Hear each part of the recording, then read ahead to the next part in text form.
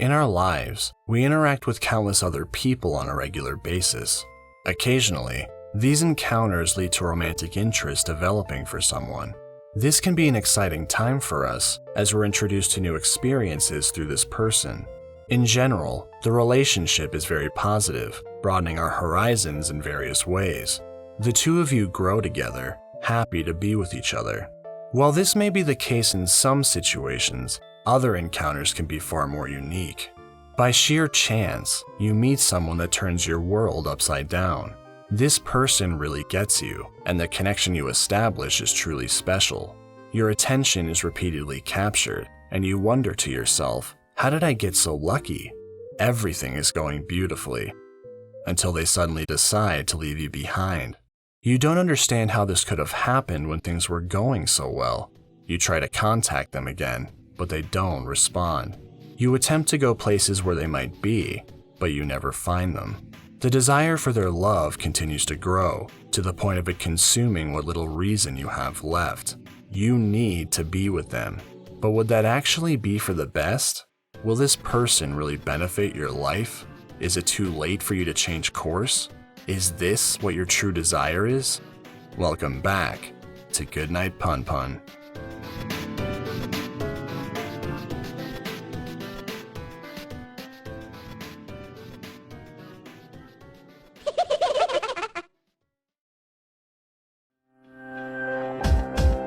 Goodnight Punpun, or Oyasumi Punpun if you prefer, is a manga series about a young boy experiencing the normal days of an average life. The peaceful time gradually breaks down, with Punpun watching his family split apart early on. As he grows up, his remaining family is both uninvolved and completely unconcerned about the problems he faces in his personal life. Eventually distancing himself from almost everyone he knows, the young man is left to battle a negative spiral in his small apartment. With all of his emotional damage turning him into a person he doesn't recognize, Punpun decides to abandon his surroundings to finally put everything behind him. This is an extremely tragic series of events, but was there any way of preventing this?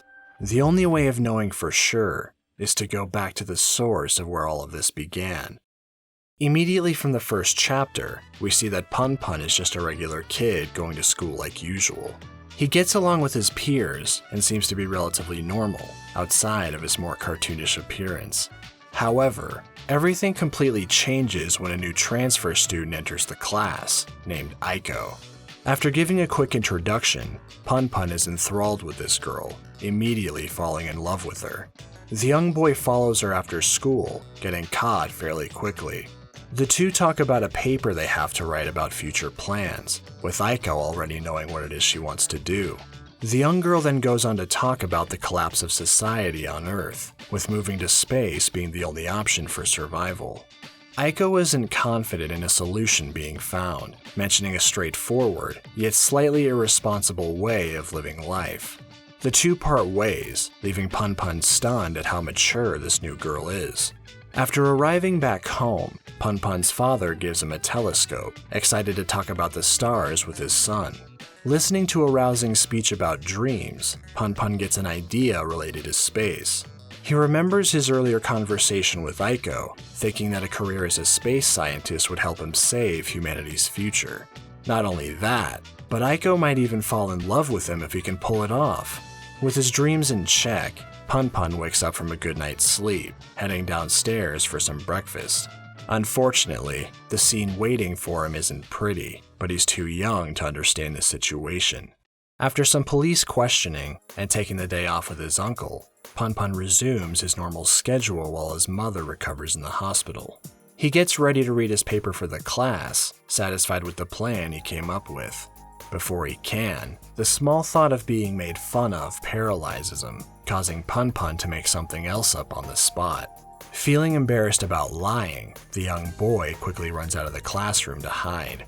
A little later, Aiko comes across his paper on the gym floor, finding out the truth of what her classmate actually wrote. Just as Punpun is losing confidence in his idea, Aiko locates him in the nearby closet. The young girl likes what he wrote, saying he shouldn't let others dictate what he believes in. Walking back with his crush, Punpun is moved by Aiko's thoughtful words. Stopping for a bit, he has a brand new idea he wants to share. Even if he can't save everyone from the end of the world, he at least wants to save her. Being asked why, Punpun bravely confesses his true feelings for Aiko. This makes her happy, kissing the young boy in response. She quickly runs off, leaving the stunned classmate on the floor of the gym. As the day continues, Punpun is hit with the realization. He starts to believe that this new girl is the person he's meant to spend his life with. Punpun starts becoming more attentive to Aiko's presence wherever she appears, including one day when the boys in class are looking at a dirty magazine. They get out of trouble by lying about vacation plans, but when Aiko shows Punpun her trust in him, he starts to feel guilty. Later remembering his telescope, Punpun discovers a new star that he wants to share with the girl he loves. However, there's a slight problem with this. He does want to tell her about his new plan, but whenever she looks his way, he hides himself. Punpun still feels bad about the lie from before, not sure how to bring it up. Later, being preoccupied with what dating and sex means for Aiko and him, Punpun passes out on the field, getting taken to the nurse's office. Feeling someone's presence next to him, Punpun opens his eyes to see Aiko inches away from his face. Noticing his avoidance, she faked an injury so they could finally have some time alone together to talk.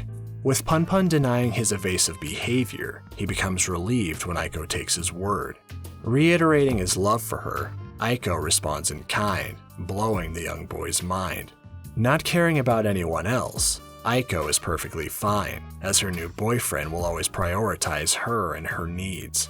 As Punpun agrees to this, the new girlfriend becomes excited, very much content with the promise between them. With Aiko running off, Punpun is left to contemplate just what it is he consented to. Thinking about the length of forever, a new sensation of fear washes over the young boy. Nevertheless, Punpun remains positive, continuing his days with fun activities. One day while making dinner, Punpun's uncle Yuichi hears a knock on their door, revealing an odd religious woman and her daughter. It doesn't take long for relations to break down, thanks to the two adults having very different viewpoints. As Punpun comes to the door with a question for his uncle, he hears a conflicting statement from the man that taught him about God. While this may have been more impactful in another situation, Punpun is doing just fine, as he happily notices a certain someone. However, Aiko doesn't seem to be the least bit pleased to see him. She runs away, and for some reason, Punpun feels the urge to chase after her. The young girl eventually hits someone on their bike, allowing the young boy to catch up. The reunion is anything but friendly, as Aiko is upset that Punpun deceived her. Unsure of what she means, the girl mentions the lie that was told in regards to the location of his house. Wanting a fresh start at her new school, she didn't want her classmates to learn about her mother's involvement with a strange cult. Punpun tries to convince her that he won't spread rumors, but the girl is done being lied to. Wanting to leave the situation that's continued to stick with her, Punpun notices some strange marks on the young girl's back. He continues to follow Aiko, learning that she wants to live with her non-religious uncle in the city of Kagoshima. Naively mentioning his plan for the two of them to colonize the star he found, it quickly gets rejected by the girl with much bigger problems. Not wanting to let her go, Punpun holds Aiko tightly from behind. Being asked to come with her on the trip, the boy silently agrees to the arrangement. Aiko is happy that someone is willing to stay by her side despite what's happened. As the two share a moment together, she adds an ultimatum to this new promise. If Punpun doesn't follow through, he'll be killed by Aiko's own hands. Unsure of how serious she is about that, Punpun is determined to make her wish come true regardless, planning the trip for the end of the first school semester. While his hopes are high, Punpun quickly learns the harsh reality of his situation. Lacking the funds necessary for the journey, the boy has no idea what he should do to remedy this. That is, until he recalls something he experienced more recently. While his uncle was running errands one day, Punpun and his friends watched a porn tape they found lying in the street.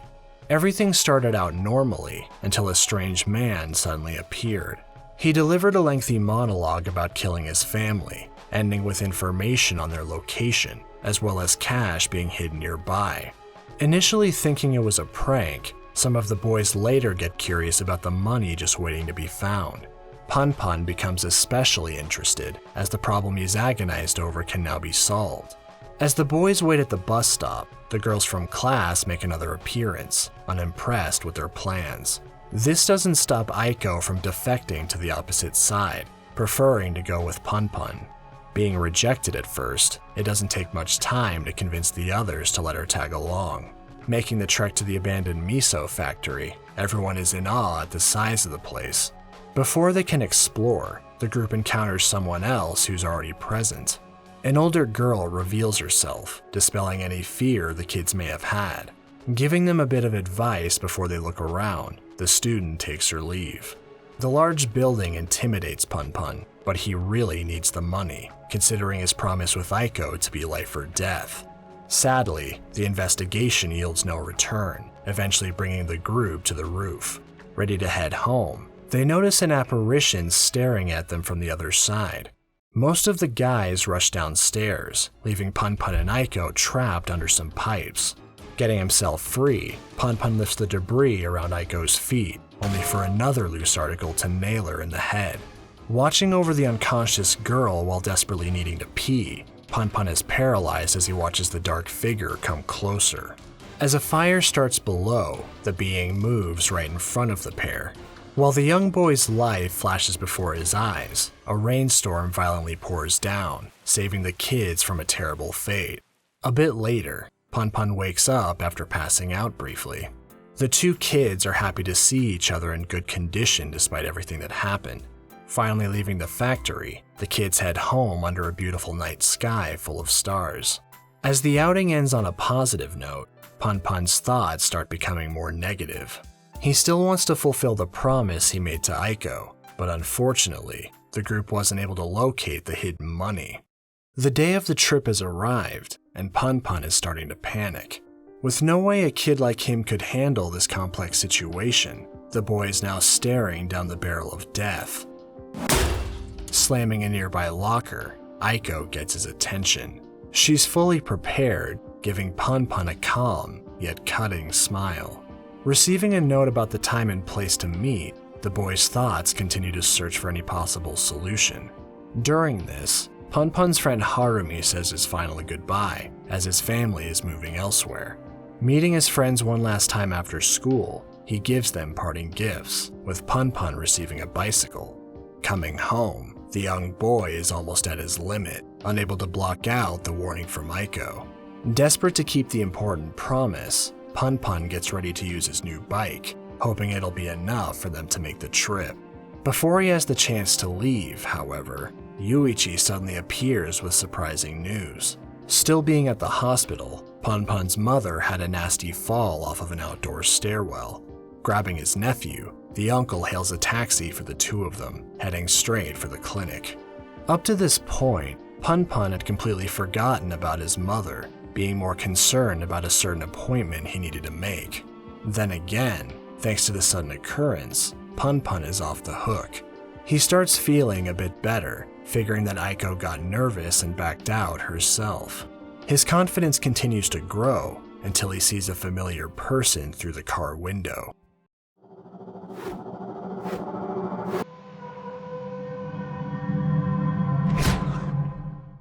Unable to ignore the truth of what he saw, Punpun remained silent for the rest of the drive. Coming home soon after the accident, his mother ended up being just fine. Punpun, on the other hand, is the exact opposite. Full of questions and regret, the young boy becomes utterly consumed by his guilt. The situation may not have been his fault, but as far as he's concerned, any excuse for failing Aiko is unacceptable. Choosing to accept the inevitable death penalty, Punpun spends his summer vacation waiting for the punishment. Returning to school, Punpun sees that Aiko is there like usual. He's ready to be consumed by her wrath, but oddly, nothing happens. The nervous boy is simply ignored, leaving him wondering when she'll enact her revenge. Rather than taking the opportunity to avoid the issue, Punpun is actively looking to Aiko for retribution. The rest of the day passes, with not a single consequence befalling the young student. He goes as far as trailing her after school, until the girl finally stops. Being asked what he wants, Punpun apologizes, begging for her mercy. Unfortunately, he's met with complete indifference. Punpun may not have been killed, but his heart can't say the same. Being left behind by Aiko starts a series of events that greatly affect the young boy. Being more perceptive of lies now, Punpun watches his father also leave his life. This gets taken further after being told about his mother's divorce proceedings.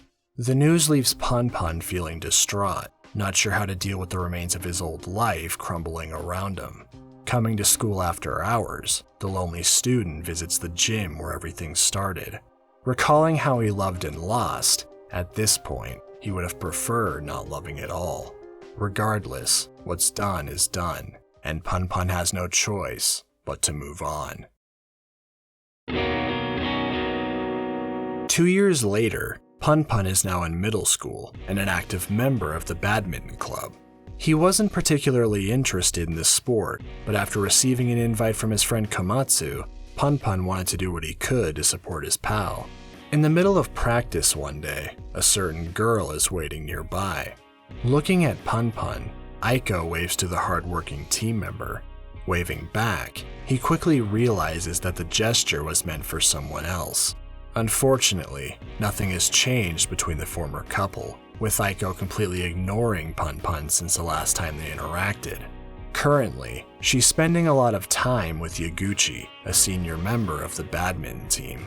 Despite this, Punpun is still very much in love with Aiko, unable to move on from the past. He tries to ignore the possibility of the two being together, but the more he thinks about it, the more aggravated he gets. Rumors about the popular member continue to smash his hopes, with confirmation of them dating pushing him to the brink of despair. The subject then changes solely to gossip about Aiko, bringing Punpun's mood down significantly. Not having the confidence to defend her, the young man joins in with his own painful laughter. Afterwards, he skips practice for the day, feeling awful about what he did. Punpun rationalizes that Yaguchi must be the one at fault for her behavior, absolving her of any blame. Breaking down shortly after, he's desperate to be the most important person in her life again. Before going home, Punpun decides to stop at a magazine stand, only to be caught by Yaguchi. At first, he wants to know why the member was absent, but being laid back, the older teen decides to let it slide. Walking back together, Punpun learns a decent amount about Aiko's new boyfriend. Not being great with studying, the teen is relying solely on his athletic ability for a decent future. In light of this, Komatsu has been on his mind lately. Being the sports genius he is, Yaguchi is finding it difficult to keep up, wondering if his hard work will even pay off. Feeling dejected with his lack of results, the senior member is starting to regret the big dreams he decided to shoot for. Changing topics, Yaguchi mentions getting his first ever girlfriend, but isn't sure how to act around her. Getting flustered, he apologizes for leading his conversation topics down a melancholic path. Stopping at an orthopedic clinic for a small injury, he asks the other member to keep it a secret from the others. Before heading out, the older teen asks Punpun if putting his girlfriend first is a bad way to live. Unsure of how to answer, Yaguchi leaves it at that, sending the teammate on his way. Punpun is now very conflicted, as he still cares about Aiko, but also sees that Yaguchi is a decent person. Still wanting someone to accept his own feelings of love, Punpun doesn't have a clue what he should do now. The next day at practice, a few matchups are taking place, with Yaguchi having trouble keeping up with his talented junior member. Komatsu continues to add pressure, with the older teen casually brushing it aside. Other teammates are taking notice of Yaguchi's downward slope, not exactly confident that he'll be able to bounce back. Recovering outside, the senior member's injury appears to be more serious than he let on. Punpun happens to notice this, with his acquaintance silently hoping he'll keep it a secret. Trying to help, Punpun makes a request for Komatsu to hold back a bit. Unfortunately, he's met with a very passionate speech about winning and losing, sounding very similar to something he heard from God the other night. Regardless, Punpun is still hopeful that everyone could get along if they really tried.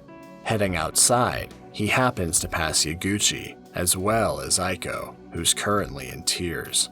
Attempting to leave, Aiko notices Punpun standing nearby, looking at him for the first time in years. Weakly smiling through her tears, she turns away and leaves him behind. Punpun's thoughts backpedal to Yaguchi being a bad person after all, but eventually chastises himself for thinking this. Unable to truly understand anyone around him, Punpun is once again unsure of his next move. About to head home, his plans slightly change when Yaguchi suddenly calls out to him. The teen confides in Punpun, confirming that his injury is worse than he let on, being forbidden to play any more sports. He then talks more about Aiko, claiming that she's making things slightly difficult for him. Apparently, the boyfriend mentioned his interactions with Punpun, getting a very noticeable reaction from his girlfriend. Wondering if they have some kind of history, Yaguchi becomes discouraged that he isn't as important to her as Punpun. The older teen desperately wants to help Aiko, willing to give up badminton to support her.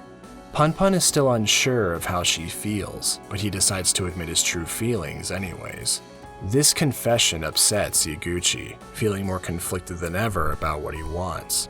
Unable to decide, he makes a bet with Punpun.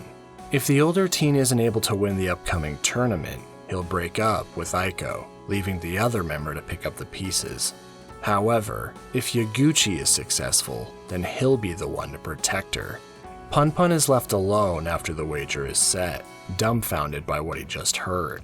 His emotions finally boil over, angered at the thought of losing the girl he loves to someone else. Now that Yaguchi has shown his true colors, Punpun is determined not to hand Aiko over. Regardless, there's nothing he can do at this point other than wait for the fateful day. Sitting alone in his room, he wonders if the older teen's injury will cause him to lose. These thoughts make him uneasy, so he puts them out of his mind for the time being. The day of the tournament finally arrives, bringing players from various different schools. Some of the club members are still doubting Yaguchi can win, filling Punpun with plenty of confidence. Despite the odds being against him, the senior member manages to make it to the finals. All that stands between him and Aiko is the unrivaled Komatsu. Outside, Punpun is heading in to watch the final match, when he notices Aiko looking at him as he passes by. The two stare at each other for what feels like forever, until one of the other members breaks the silence. The group heads into the gym, surprised at what they find inside.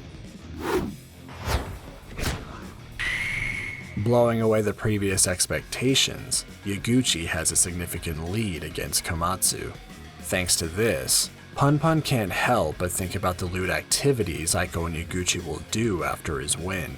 With his confidence dropping to the ground, the teen wonders if his life is just destined for failure. Before these thoughts go any further, Aiko starts to talk to him. Curious why people fall in love, she thinks it's selfish to want affection if your home life is also decent. Desiring a partner that will solely look at her, she knows that Yaguchi can't fulfill this need. Asking Punpun's opinion on this, she very subtly grabs the boy's hand. Aiko continues, saying that she can discard her family, dreams, and anything else for the right person. Mentioning the old paper about their future plans, her idea of happiness has changed significantly. Rather than being known by lots of people, she now wants someone she can share everything with exclusively. Being told earlier about the importance of the match, Aiko selfishly flipped things on Yaguchi, making a familiar request. Dodging the impromptu plans, Aiko realized that there's no way he's the special person she's looking for. Punpun starts to remember the day she got left behind, thinking how all this time, Aiko's been patiently waiting.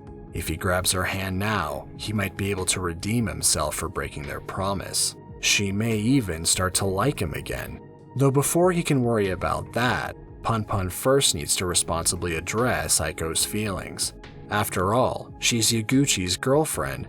It just wouldn't be right to do things out of order.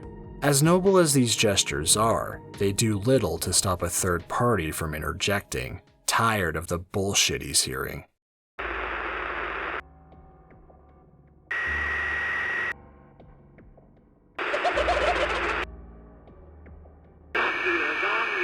Punpun is starting to lose his sense of reason. He wants everyone to get along, but his own happiness is on the line. Maybe it's his turn to act selfishly. After all, Aiko has given him the green light. With nothing left to hold him back, Punpun grabs hold of Aiko's hand. It's finally time to start things anew. Snapping back to reality, Punpun notices that the match has stopped. As a winner stands in the bleachers, a loser collapses on the court. Yaguchi played valiantly, but he pushed himself too hard, losing ground as the match continued. Everyone rushes down to check on the injured player, except for Aiko, who coldly stays behind. Making eye contact with Punpun, Yaguchi smiles, declaring him the winner of their contest. However, it doesn't take long for the cheerful facade to break down. While it wasn't completely his fault, Punpun was the reason Yaguchi played to such a degree, leading to devastating results. Losing his girlfriend, his sports career, and his motivation, the broken teen is left with nothing. Punpun leaves the gym, feeling utterly ashamed of himself. He approaches Aiko, assuming his filthy soul is on display for her to see. Speaking honestly, he apologizes for missing their trip back in elementary school. Aiko brightens up, happy that her true special person has returned. Extending her hand to him, she's all ready for the two of them to finally head to Kagoshima. This immediate invitation deals a critical blow to Punpun's already damaged heart.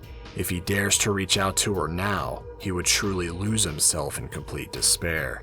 Instead, Punpun walks past Aiko, telling her to go back to Yaguchi.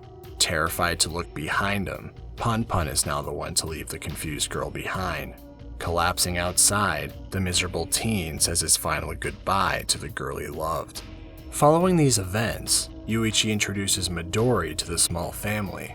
While the new girlfriend is readily accepted by his mother, Punpun really couldn't care less, still heavily scarred from the tournament.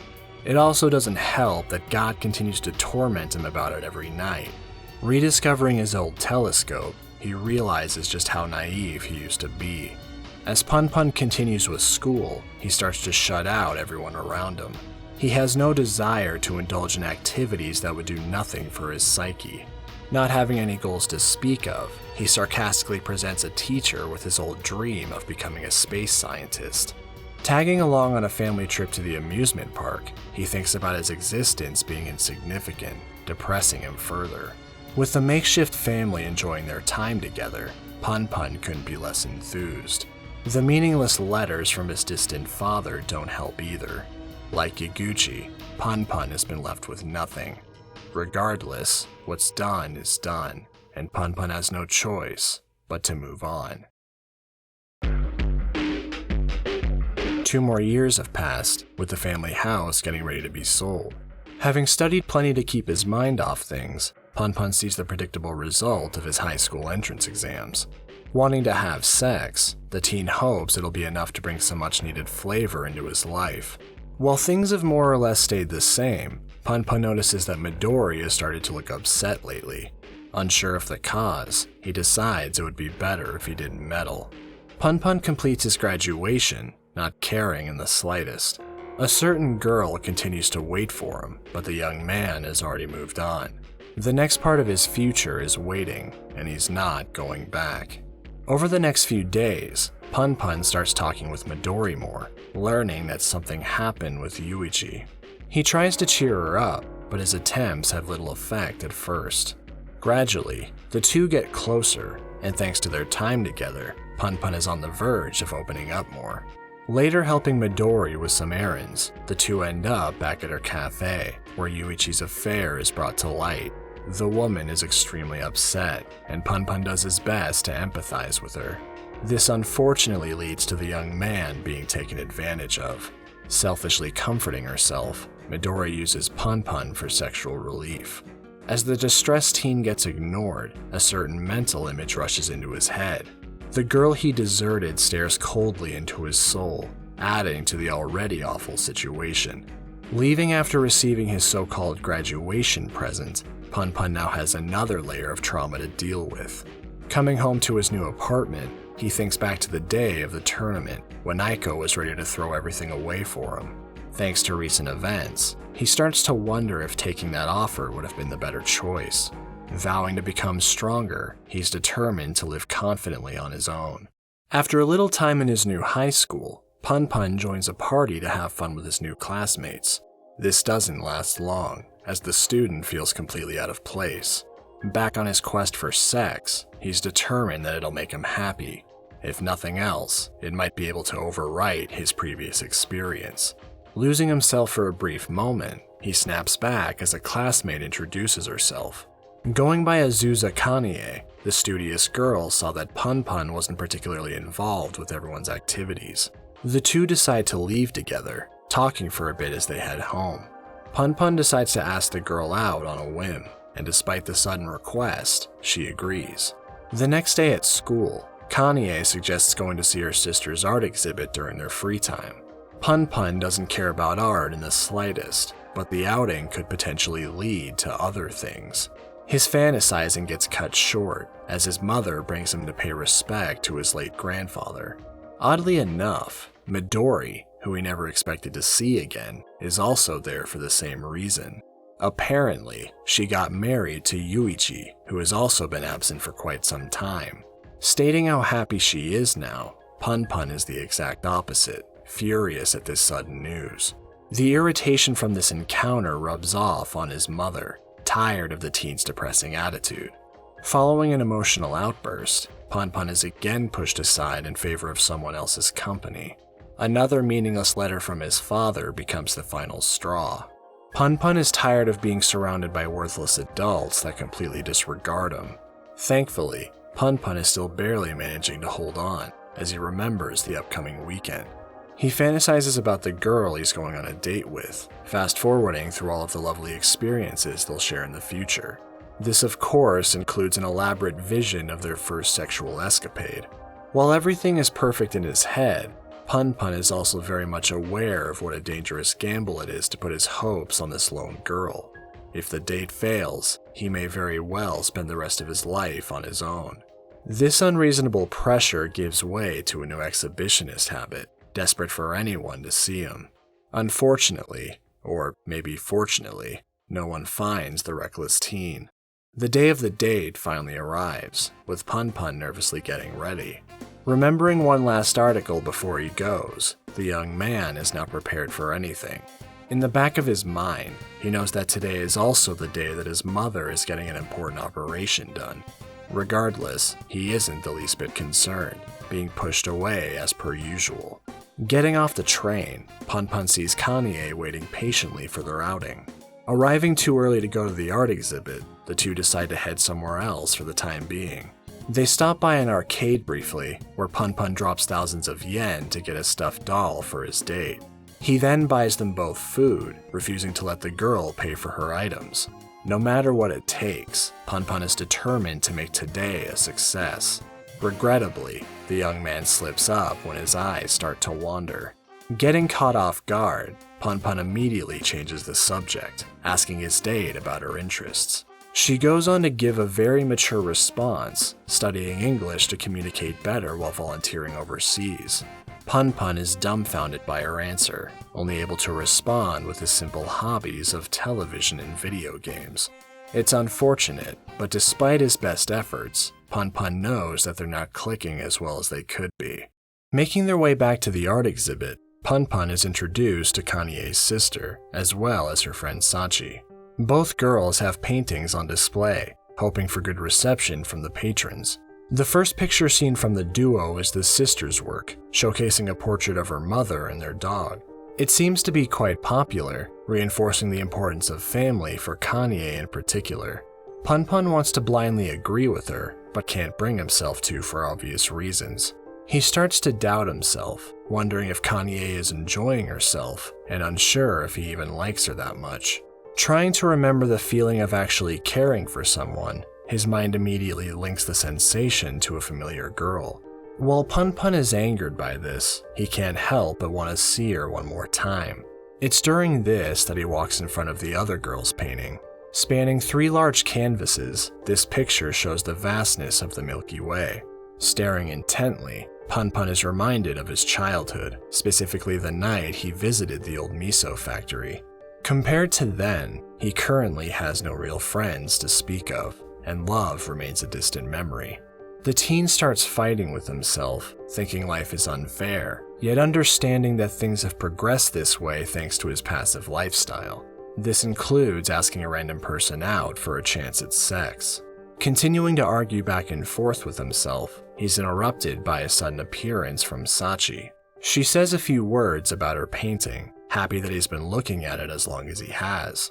Not getting any written thoughts on her work, the girl hopes that Punpun might be able to jot something down. The teen racks his brain, but he's too preoccupied with his past to think of anything decent. He eventually writes a story vaguely similar to his experiences with Aiko, altering it to fit the space theme. The feedback isn't exactly orthodox, but to Punpun, it means more than he could ever express. With the day coming to a close, the duo decides to head out into the rainy night. Having only one umbrella to share under the increasingly heavy downpour, the 2 teens are forced to take shelter. As Kanye makes a bit of small talk, Punpun is waiting for something special to happen under these opportune conditions. Sadly, these expectations are dashed when the girl prepares to brave the rain to get back home. Ordinarily, this would be perfectly acceptable, but for Punpun, this is supposed to be a perfect day. He grabs the girl's hand, asking her to stay a little longer. She reluctantly agrees, but the additional time only leads to an awkward silence. Eventually, Kanye tries to leave again, remarking that Punpun's mother might be concerned if he comes home too late. Desperate to keep her there, he tells her not to worry, as his mother is currently in the middle of surgery. This comment backfires hard, as Kanye is now surprised that he chose to spend time with her instead of being at the hospital for his mom. This leaves Punpun confused, as he knows his mother doesn't care if he's there anyways. Despite her being unaware of his circumstances, he doesn't explain himself, following with a cold remark about her lack of tact. Without realizing it, Punpun has just dropped his chance of success down to 0. The mood has been soured, with an outburst from Kanye reminding Punpun of the former interaction with his mother. Weakly, he confesses to her, leaving the girl amazed that he would even try a stunt like this now of all times. She finally understands that the whole date was a ploy to get closer to her. Rejecting his offer, Kanye makes an especially cutting observation about where his real affection lies. This makes Punpun angry. He's done so much to keep his distance for the sake of others, so why is he constantly left with nothing? Maybe it's time he tried a different approach. Assuming the girl is putting up a front to hide her desires, he's ready to give her what she really wants. Punpun is finally going to take something for himself.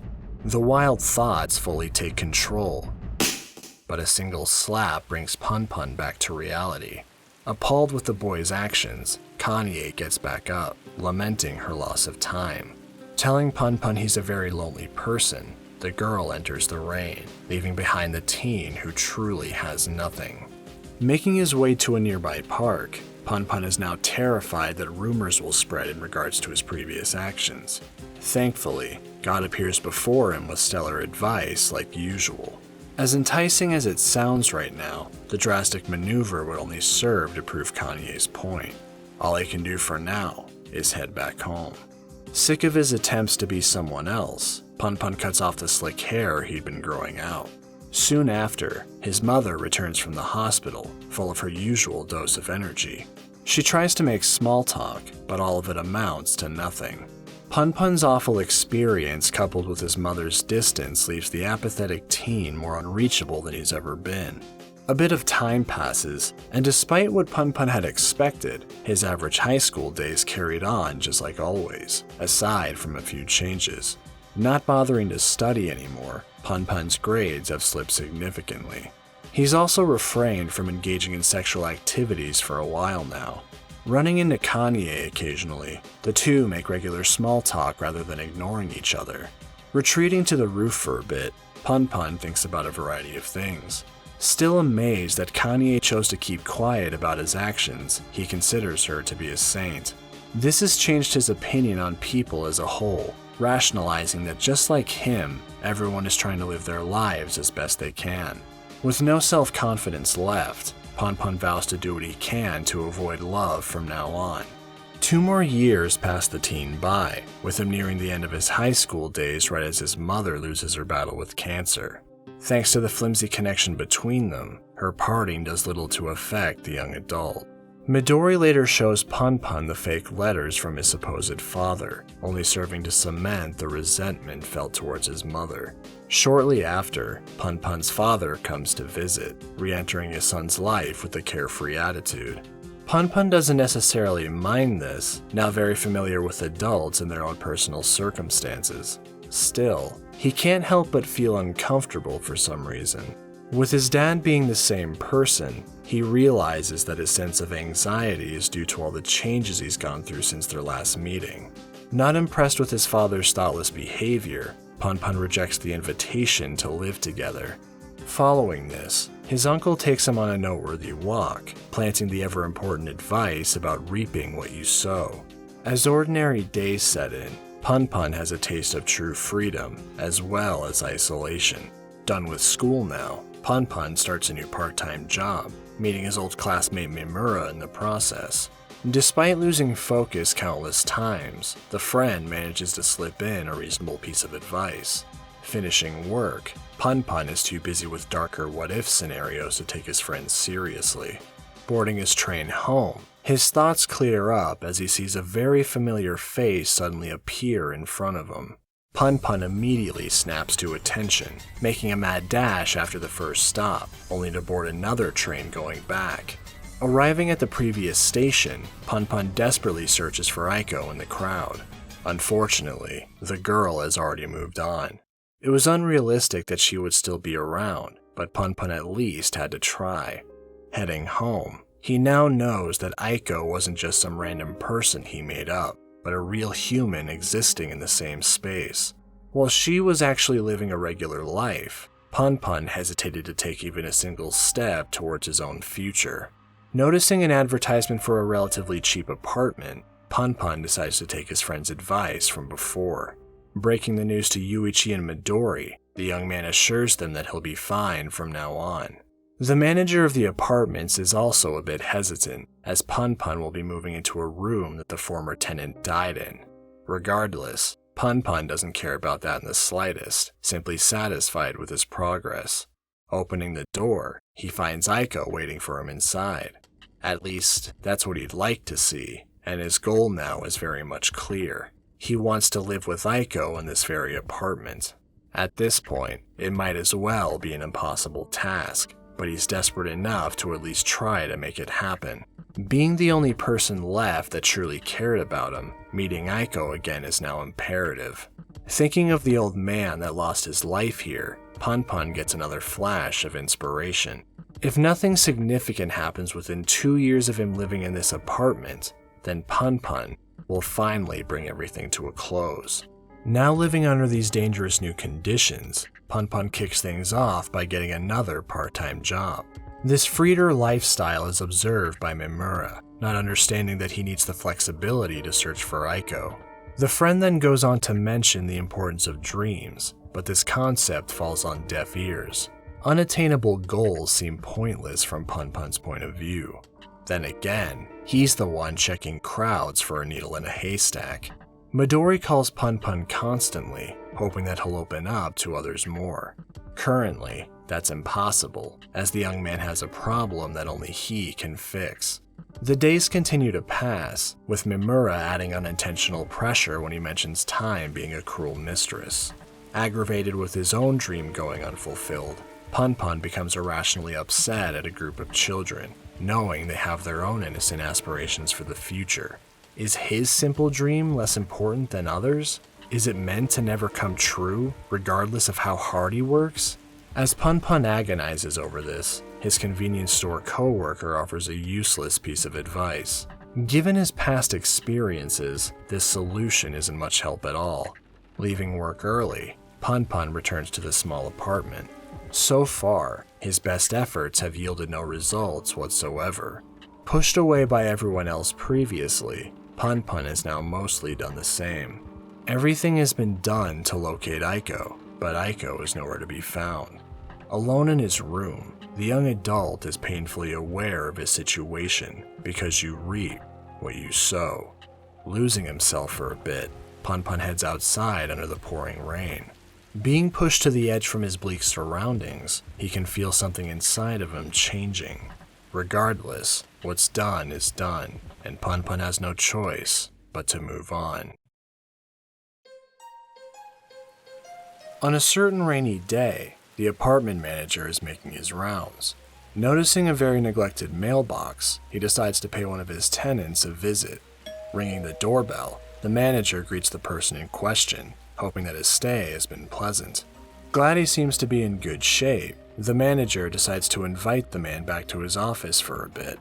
While this person is very foreign in appearance, it quickly becomes apparent that this odd triangle is actually Punpun. Ordering food for the two of them, the manager mentions how Punpun's current demeanor reminds him of the previous tenant. Without realizing, the older adult has noticed just how closed off Punpun has become, to the point of his self-image folding in on itself. Echoing a similar mindset that he's heard from someone else, Punpun has questioned whether his personal interactions have been bad enough to make him this way. Cycling through the encounters he's had with certain women in his life, Punpun's distant expression remains unchanged. Being a far gentler person, the manager gives him a small but friendly warning about his lifestyle. Taking a little walk together, the two eventually end up at a small neighborhood snack bar. Suddenly, another woman enters the establishment. She's apparently known the manager for a while, and he takes the opportunity to introduce the two younger adults. Going by Nanjo Sachi, there's an air of familiarity around her. As it turns out, she's the girl who made the Milky Way painting back during Punpun's high school days. Remembering that earlier time, Sachi states that Kanye, the girl he went on the date with, is doing just fine now. Eventually prying into the affairs that happened between them, Sachi's forwardness makes Punpun feel uneasy. He attempts to leave, but the woman stops him, apologizing while also wanting to tell him something important. After reading the odd story he wrote about her painting, Sachi became interested in his talent as a writer.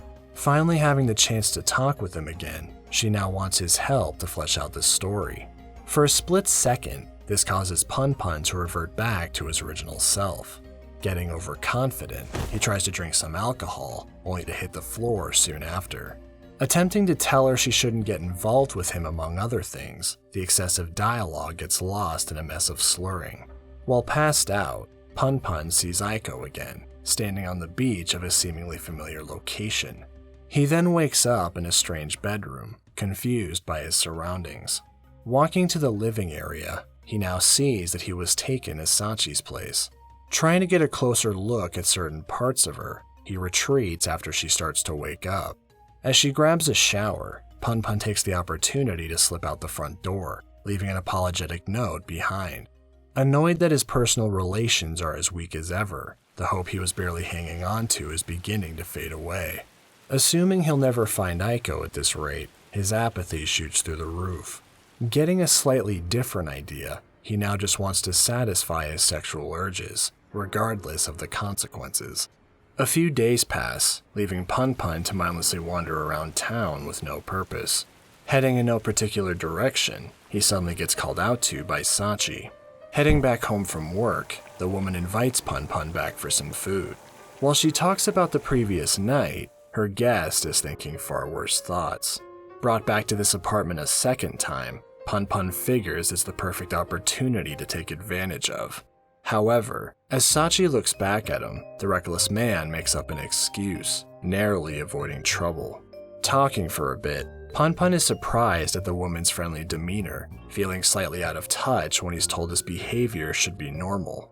Having no self-confidence, Sachi remarks that he shouldn't take everything so seriously. Being advised to speak his mind, Punpun knows it would only lead to trouble, deciding to keep his mouth shut. He does end up mentioning the previous note he left behind, telling the truth about feeling awkward that day. Asked for the reason, the man admits to seeing her underwear, leaving to furiously jack off at home for the first time since high school. To his surprise, Sachi laughs at his story, quickly dropping it in favor of more discussion about work. Again wanting his talents for storytelling, she's fully prepared to drag him out of his apartment if need be. Seeing the kind of person he is now, she encourages him not to retreat from every situation. After all, he's not someone that would be able to live alone indefinitely without issue. Getting backed into a corner, Punpun reveals his important goal of finding Aiko again. He then mentions the 2-year condition he gave himself, making Sachi curious about the consequences for failure. She's met with an uncomfortable silence, making her more suspicious about the whole thing. Sachi starts to poke holes in his process, saying that finding her should be easy, but he's overcomplicating it on purpose.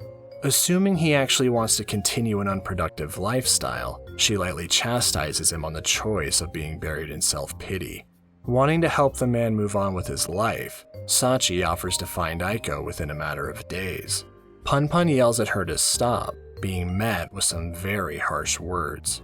Once again being overwhelmed by the woman's direct way of speaking, the man decides to take his leave.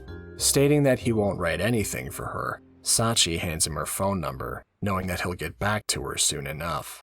The next day, rather than continuing his search, Punpun remains inside of his apartment. While he may not want to admit it, Sachi read him like a book, shining an uncomfortable light on his situation. Putting things on hold for a bit, Punpun ends up writing some new material, meeting with Sachi at a nearby restaurant. Unfortunately, his attempts are thrown back in his face, with Sachi aiming for a picture book and not the manga he wrote. Hoping he'll try again, she wants another version that's more honest like his previous story. Starting to lose what little pride he had left, Punpun is ready to forget the whole thing. This gets him yelled at by Sachi, desperate for him to see the potential he keeps pushing aside. As she steps away for a bit, Punpun has a small conversation with Miyuki, Sachi's friend who walked in moments ago. Fully aware of her friend's abrasive personality, Miyuki makes a request of the man to stick with the project. Talking about Sachi's past, the woman had apparently been somewhat of a genius when it came to art. After middle school, however, that talent was sucked into a downward spiral, eventually depleting her motivation.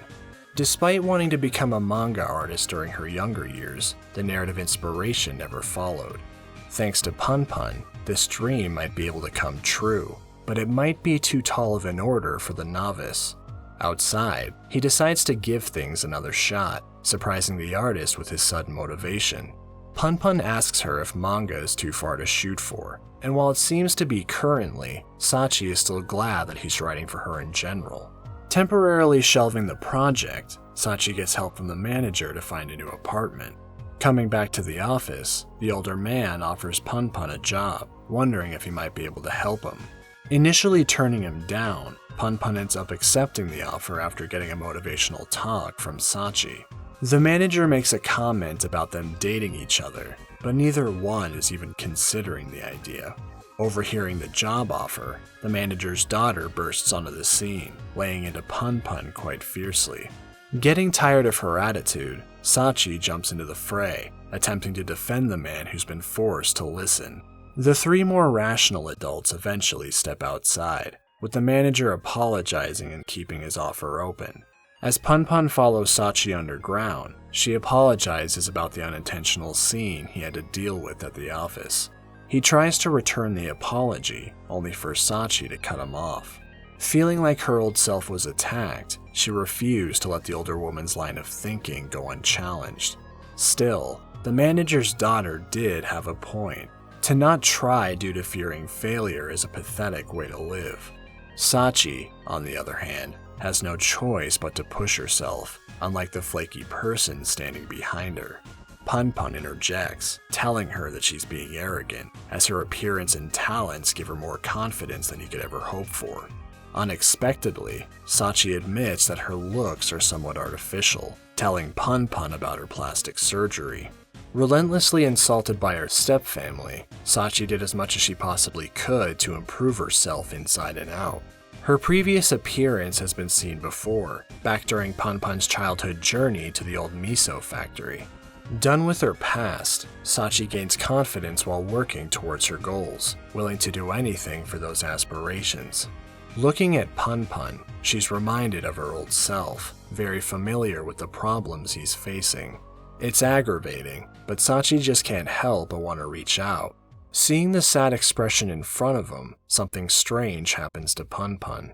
It's been so long since anyone actually cared about the man to this extent. Emotion starts to come back, allowing Punpun to break free from his shell. Asked by Sachi to call her later, Punpun is left to recover himself. A new sense of motivation wells up inside of him, wanting to see this project through more than ever. He again pitches the idea of manga after catching up with Sachi, but she's still not convinced that it's possible. Appreciating the praise he got previously, but also not wanting to lose to her, Punpun is determined to write a story that will eventually be good enough for the artist. Feeling like she's found something that was missing, Sachi has decided to give manga another shot. While Punpun is still uneasy from the promise he made, he swallows his fear, shaking hands with his new work partner. The man's efforts continue, still being rejected, but coming along with every attempt. Spending more time together through the summer has also started to improve their bond. Introducing his friend Mimura to the others, Punpun is now borrowing manga to strengthen his own writing. Sachi goes on to tell her partner that the manga she's interested in making should go beyond surface value. Telling Punpun to remain himself no matter what, the words are reminiscent of something similar his uncle told him before. Having one too many drinks at the snack bar, Punpun is left to bring Sachi back to her place. Drunkenly flopping onto her bed, the artist is left in a vulnerable position. Thankfully, the writer isn't the same as he used to be, leaving her to sleep as he gets more work done. Back at home, the man is disappointed that he isn't able to change himself without the assistance of other people. Still, this transition has been positive, and Sachi's simple farewell is enough for him to continue pushing forward. A bit later, Punpun starts the work that the apartment manager offered before, getting recommended to pursue a proper real estate career with the office. Noticing a poster advertising a fireworks festival, he invites Sachi to come with him, heading out early to pick her up. Unexpectedly, Punpun arrives in time to see the artist leaving with someone else. Thanks to this, the writer is dealt a hard blow, disappointed in himself for lowering his guard. Coming back home, Punpun blows off the plans he made with Sachi, ignoring her phone calls. The man continues to chastise himself while his neighbors carry out their daily sexual routine. However, today is definitely the worst day to be present for their activities. Becoming more enraged by his surroundings, Punpun's thoughts begin turning violent. Before he can do anything though, Sachi makes a surprise appearance. Wondering why he ditched her, the man lies about being sick, saying she should just see the fireworks with her boyfriend instead. Sachi corrects him, revealing that the man in question is actually her ex-husband, who came by to help her deal with the stalker. Still shocked by this revelation, Punpun reluctantly goes back out with Sachi. It doesn't take long for him to break down, declaring that he'll get the wrong impression and fall in love if she keeps being nice to him. He quickly picks himself back up for her sake, but Sachi is still surprised by his words. The woman gradually recovers, telling Punpun that she's willing to accept his feelings. The two end up forgetting about the fireworks, instead using the manager's spare key to get into the apartment Sachi looked at before. Thinking out loud, the writer mentions how she reminds him of his late mother, being similar in their personalities. A little more time passes, leading the couple to have sex in the empty room. As they enjoy themselves, Punpun says his goodbyes to the 3 women he'd been involved with before, stating that he's finally alright. Then again, as Sachi asks the man for a kiss, he hesitates, unable to get a certain event out of his head. As the next day comes, it seems that they went through with the act. Sadly, this leaves Punpun emotionally paralyzed, still held captive by Aiko. Feeling the despair of being tied to his past, the writer knows that sex alone could never completely set him free. Sachi tells her partner that they can keep their relationship the same, willing to continue standing beside him. Sealing this with a kiss, the affairs between the two have gotten slightly more complicated. The days carry on, with Punpun and Sachi remaining close. As winter arrives, it's clear to see that the writer's small group of friends is starting to become the family he never had. On a particular night, Punpun is falling asleep until he hears a strange voice calling out to him. Getting out of bed, he's led to an incomplete portrait of himself, drawn earlier by Sachi. The voice continues to ring out as he stares more intently.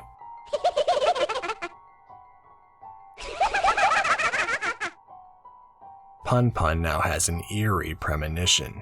Whether he imagined the words or they came crawling back from inside, the fantasy he's been living feels like it may crash down at any moment. Regardless, he puts it out of his mind for now, managing to maintain himself as another year passes by. Getting back in the swing of things, Sachi has been consistently working on new manga. At the same time, Punpun has started to match the crowds that he used to watch from the outside. Receiving an opportunity to present her manuscripts to an editor, Punpun helps the artist with some final touches. The day of the appointment quickly arrives, with Sachi ready to show off her efforts. Sitting down with the editor, he notes that Sachi's overall presentation is nicely done, but feels that the story is lacking.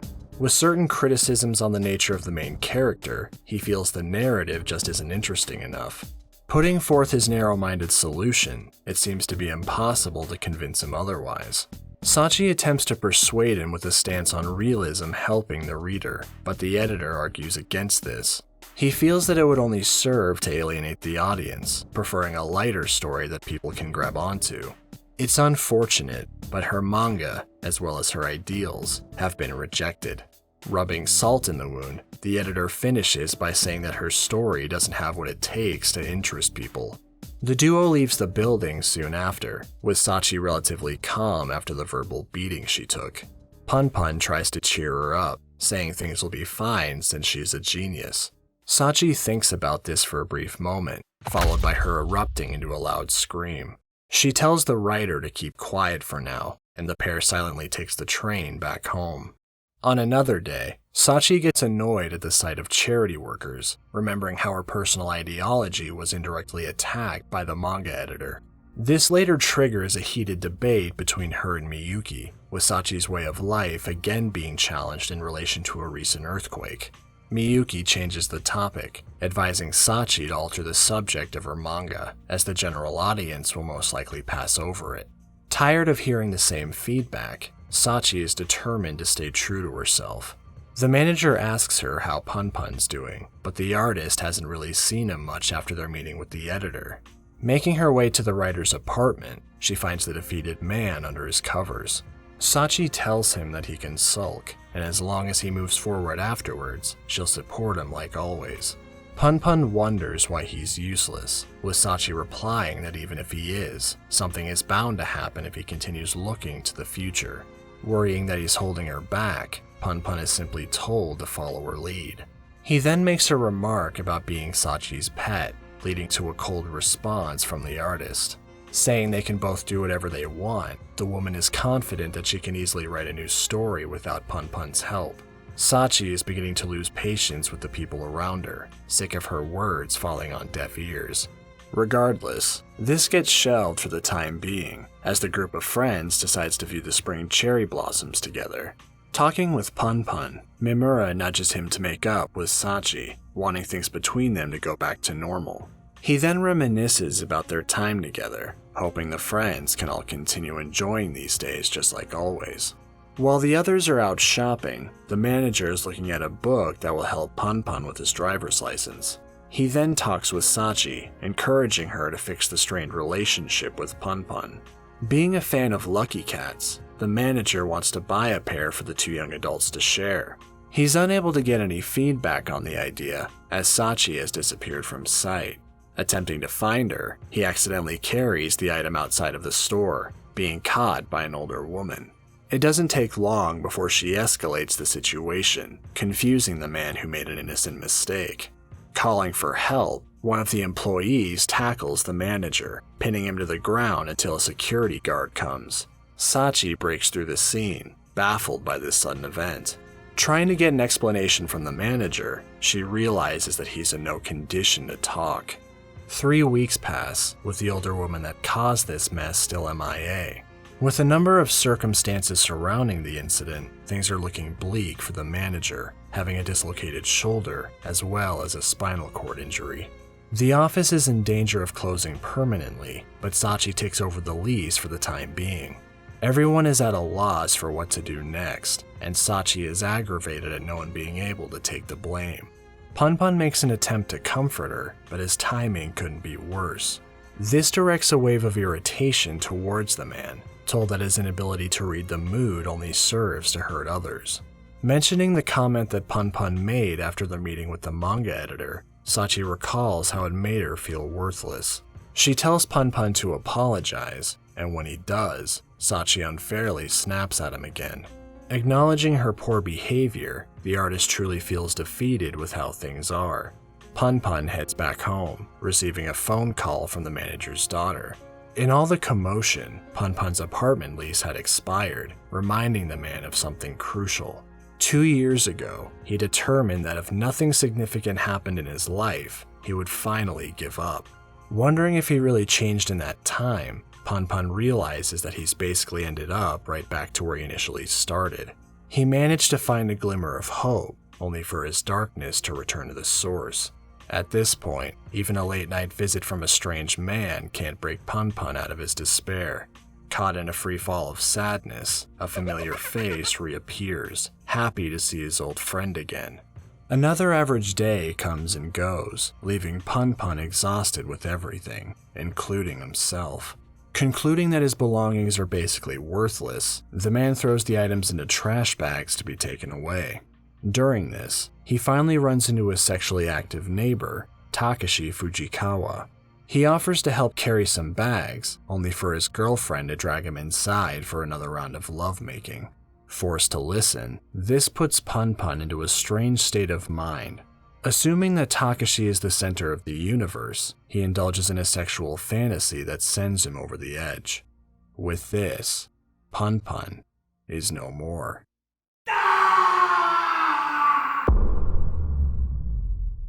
The next day, a certain individual heads to his driving classes like usual. Hitting on a few girls, he eventually finds someone willing to indulge in casual conversation. The two get on quite well, enjoying each other's company while talking about various things. Not catching the man's name, he introduces himself as Takashi. Disregarding his former self, Punpun couldn't be more full of confidence, easily navigating his way into a new relationship. Still caught up in his ego trip, Punpun notices someone taking the adjacent seat. The two make eye contact, and the woman seems to recognize him. Having given up hope, Punpun never imagined his old wish would be granted, especially after everything he's been through. Regardless, what's done is done, and Punpun is ready to move on.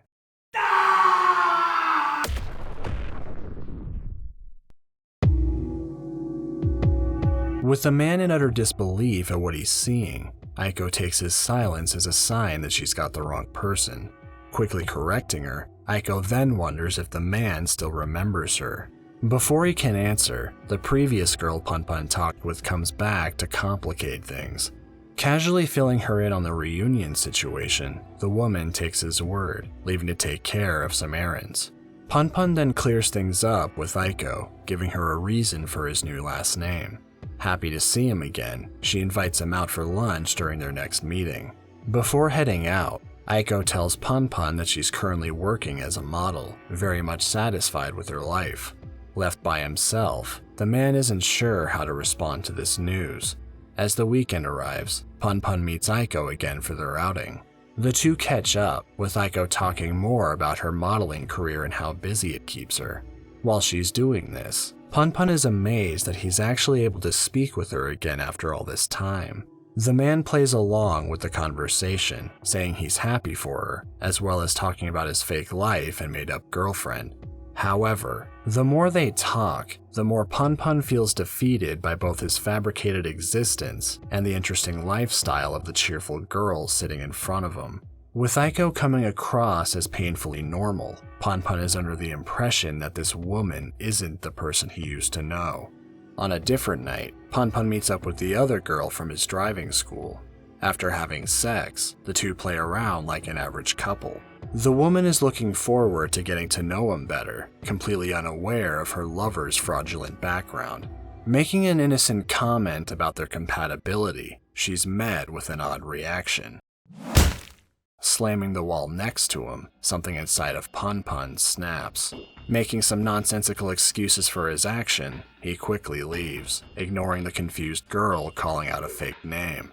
Walking through the neighborhood, the man feels that something is very wrong. For the first time, Punpun doesn't recognize his own appearance. Dealing with this new distorted sense of self, he recalls one of the first things Aiko told him in regards to humanity going extinct. Being heavily influenced by her passionate speech that day, he rationalizes that this is what eventually caused him to become a disaster.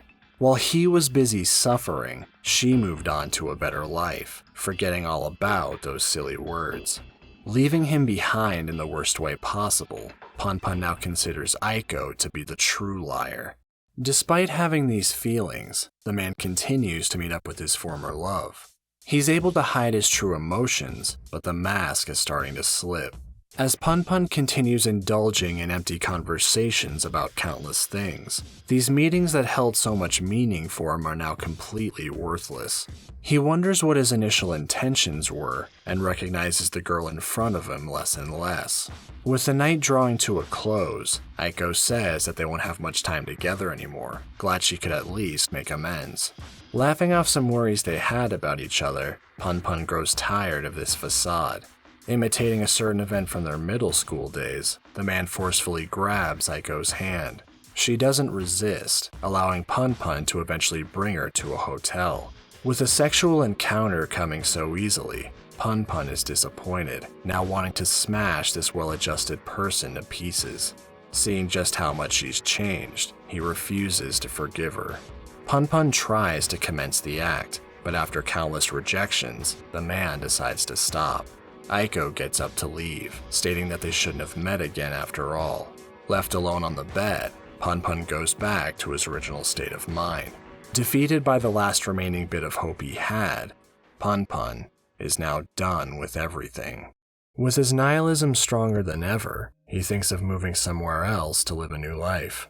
With these thoughts running through his mind, he eventually finds himself in front of Sachi's place. Using a spare key, he lets himself in, looking around at the apartment he hasn't been to in quite some time. Noticing the new manuscript for Sachi's manga, he sees that she really did do just fine without him. Sadly burying himself in her nearby underwear, he's walked in on by an unfamiliar man. It turns out that this is Sachi's ex-husband, and this confrontation leads the three to meet at a nearby restaurant. Talking about his success and determination to get to where he is, the man comes off as quite the elitist. Attempting to talk down to the loser sitting across from him, Punpun is already more than familiar with the concept of reaping what you sow. Speaking frankly, he accepts what the ex-husband has said, knowing that they'll never see eye to eye. Coming out of the meeting, Sachi has a few things to report to the man she hasn't seen in a while. Thanks to a stroke of luck, her new manga is being run in a major publication, with the potential of a serialization in the future. Following this, she drops the news about her being pregnant, stopping Punpun in his tracks. When he was off doing things with Aiko, Sachi's ex came to visit when she was lonely. Initially, she apologizes, but takes it back, as the two of them aren't even a couple in the first place. Punpun asks which of the men is more important to her, being told that he is. Wanting his continued support, Sachi quietly requests for Punpun to come with her to get an abortion. He stays silent for a while, eventually agreeing to go along. Not sleeping particularly well, Yuichi's words haven't left Punpun's head. It's his fault that Sachi decided to go back to her ex, leading to this situation. Told that she's made an appointment for the procedure, Punpun has made up his mind. As soon as the abortion is taken care of and his driver's license has been acquired, the man will finally move somewhere else. However, there's another matter he needs to take care of first. Finishing his daily driving lessons, Punpun runs into Aiko outside. Asking for a bit of time to talk, the two head elsewhere, with an uncomfortable aura surrounding them. The man tries to apologize, only to have his words brushed aside. Regretting the time she's apparently wasted, Aiko decides to head home. Before she can, Punpun drops the act, coming clean to her about everything. The search for her, the guilt of breaking their promise, the worthlessness he feels, and the sadness of being left behind are all revealed. Punpun is glad to have met her again, and can properly move on now. At least, that's what he assumes will happen. But as Aiko turns back around, her demeanor is different. Reminding him that breaking their promise meant death, she decides to let it slide. Admitting that she lied about plenty of things as well, it seems that they've both suffered in similar ways. Shaking Punpun to his core, he learns that she had wanted the exact same thing that he did. The girl that he loved was right beside him the whole time. The couple returns to Punpun's apartment, where Aiko tells the truth about her situation. She actually did work as a model briefly, but various factors led to her giving it up. Talking with her in regards to going out, Aiko teases him, acting coy in light of recent events. The girl gets up to go home, with Punpun offering to apologize to her mother for keeping her out so late. Being able to properly smile again, Aiko is glad that Punpun is still a decent person. The two share a parting kiss, and the woman takes her leave. All alone now, Punpun realizes just how strong their bond is. Unfortunately, this means that his own plans will most likely get tossed aside. With the people around him selfishly pushing decisions onto his lap, will he ever get what he truly wants? The day of Sachi's procedure comes, with her calling Punpun beforehand. However, she tells him that he doesn't have to come, assuming that he's upset with her. This stems from an earlier conversation she had with Miyuki, who told her that taking advantage of his loyalty is cruel in this situation. Going about it in a complicated way, the artist actually planned to test Punpun's affection with this choice. At this point, he just wants a direct answer about what she really wants. Not knowing herself, Sachi plans to wait for Punpun's decision at a specific meeting place. Hanging up the phone, the man answers a knock at his door, turning out to be Aiko. Getting a closer look, he notices that the girl has some new marks around her eyes. She tells him it's not important, deciding to head back home, but Punpun stops her before she can leave. Wanting to know her true thoughts, he's tired of getting the runaround from everyone. Making a declaration for himself, he pulls the woman's shirt down. More bruises are revealed, as Aiko says that she needed to be with him. Staring at each other silently, they know what comes next. Going back inside, the couple starts to have sex. While this is going on, Punpun thinks about all the people he'd encountered in his life, and how he never truly knew any of them. After the two finish up, Aiko asks her lover a simple question, with Punpun giving the expected answer. She responds in kind, completing this odd pact of trust. The couple then talks for a bit, with Aiko mentioning her mother's inability to walk. Being relied on for support, the daughter now wants to abandon her situation, having been constantly forced to deal with various forms of abuse. Knowing this lifestyle isn't good for either of them, Aiko fears that continuing to stay with her mother will result in the loss of her reason to live. Punpun tells Aiko about his plan to move somewhere else, ready to abandon everything to leave with her. The only condition he gives is for them to at least tell her mother before they disappear. Agreeing to this, she wants to head out immediately. Looking at the girl with the tired smile, Punpun finally understands that protecting this girl is crucial. Grabbing a taxi together, the man declares that his world is only meant for Aiko. The original promise is finally being fulfilled, freeing the moment that was frozen in time for so long. Punpun knows without a doubt that Aiko is who he truly loves.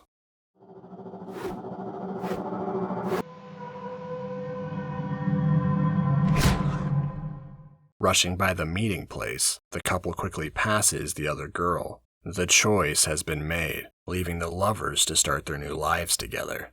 Everything was for this moment. While nervous about convincing her mother, Aiko is still excited for all the new things she'll do with Punpun. He tells her they can do whatever they'd like, because he'll be there to keep her safe.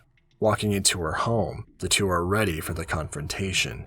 What they're not prepared for is the questionable activity Aiko's mother is doing in her daughter's old uniform.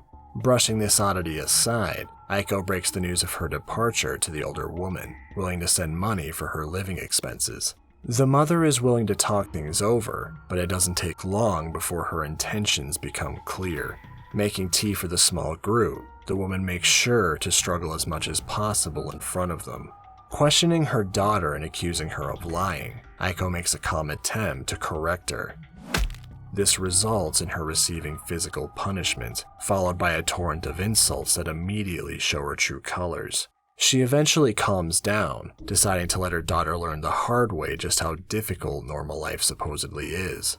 The mother attempts to get information out of Punpun, with Aiko advising him to keep quiet. Concerned that this will make her seem like a lunatic, the daughter confirms just that, not fazing the older woman. Aiko determines that this discussion is getting them nowhere, ready to leave her psychotic family member behind. Being accused of abandoning her mother, the girl responds confidently thanks to the lover at her side. Watching her as they leave, Punpun notices the strange woman pull out a hidden knife. Quickly taking action, Punpun manages to pull Aiko away in time, with her only receiving a shallow cut. Busy crying out in hysterics, it seems that the woman's legs have miraculously healed themselves.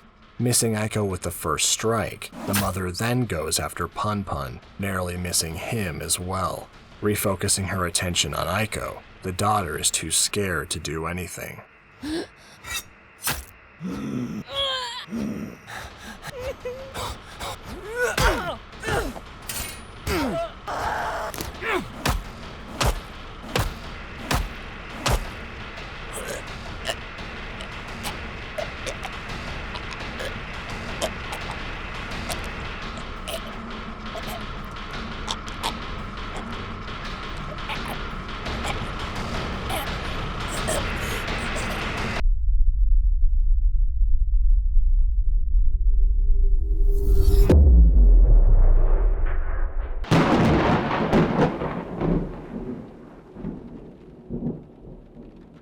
As both adults finally get the chance to catch their breath, Punpun somehow feels different.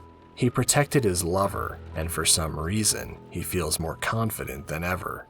Regardless, what's done is done, and Punpun is.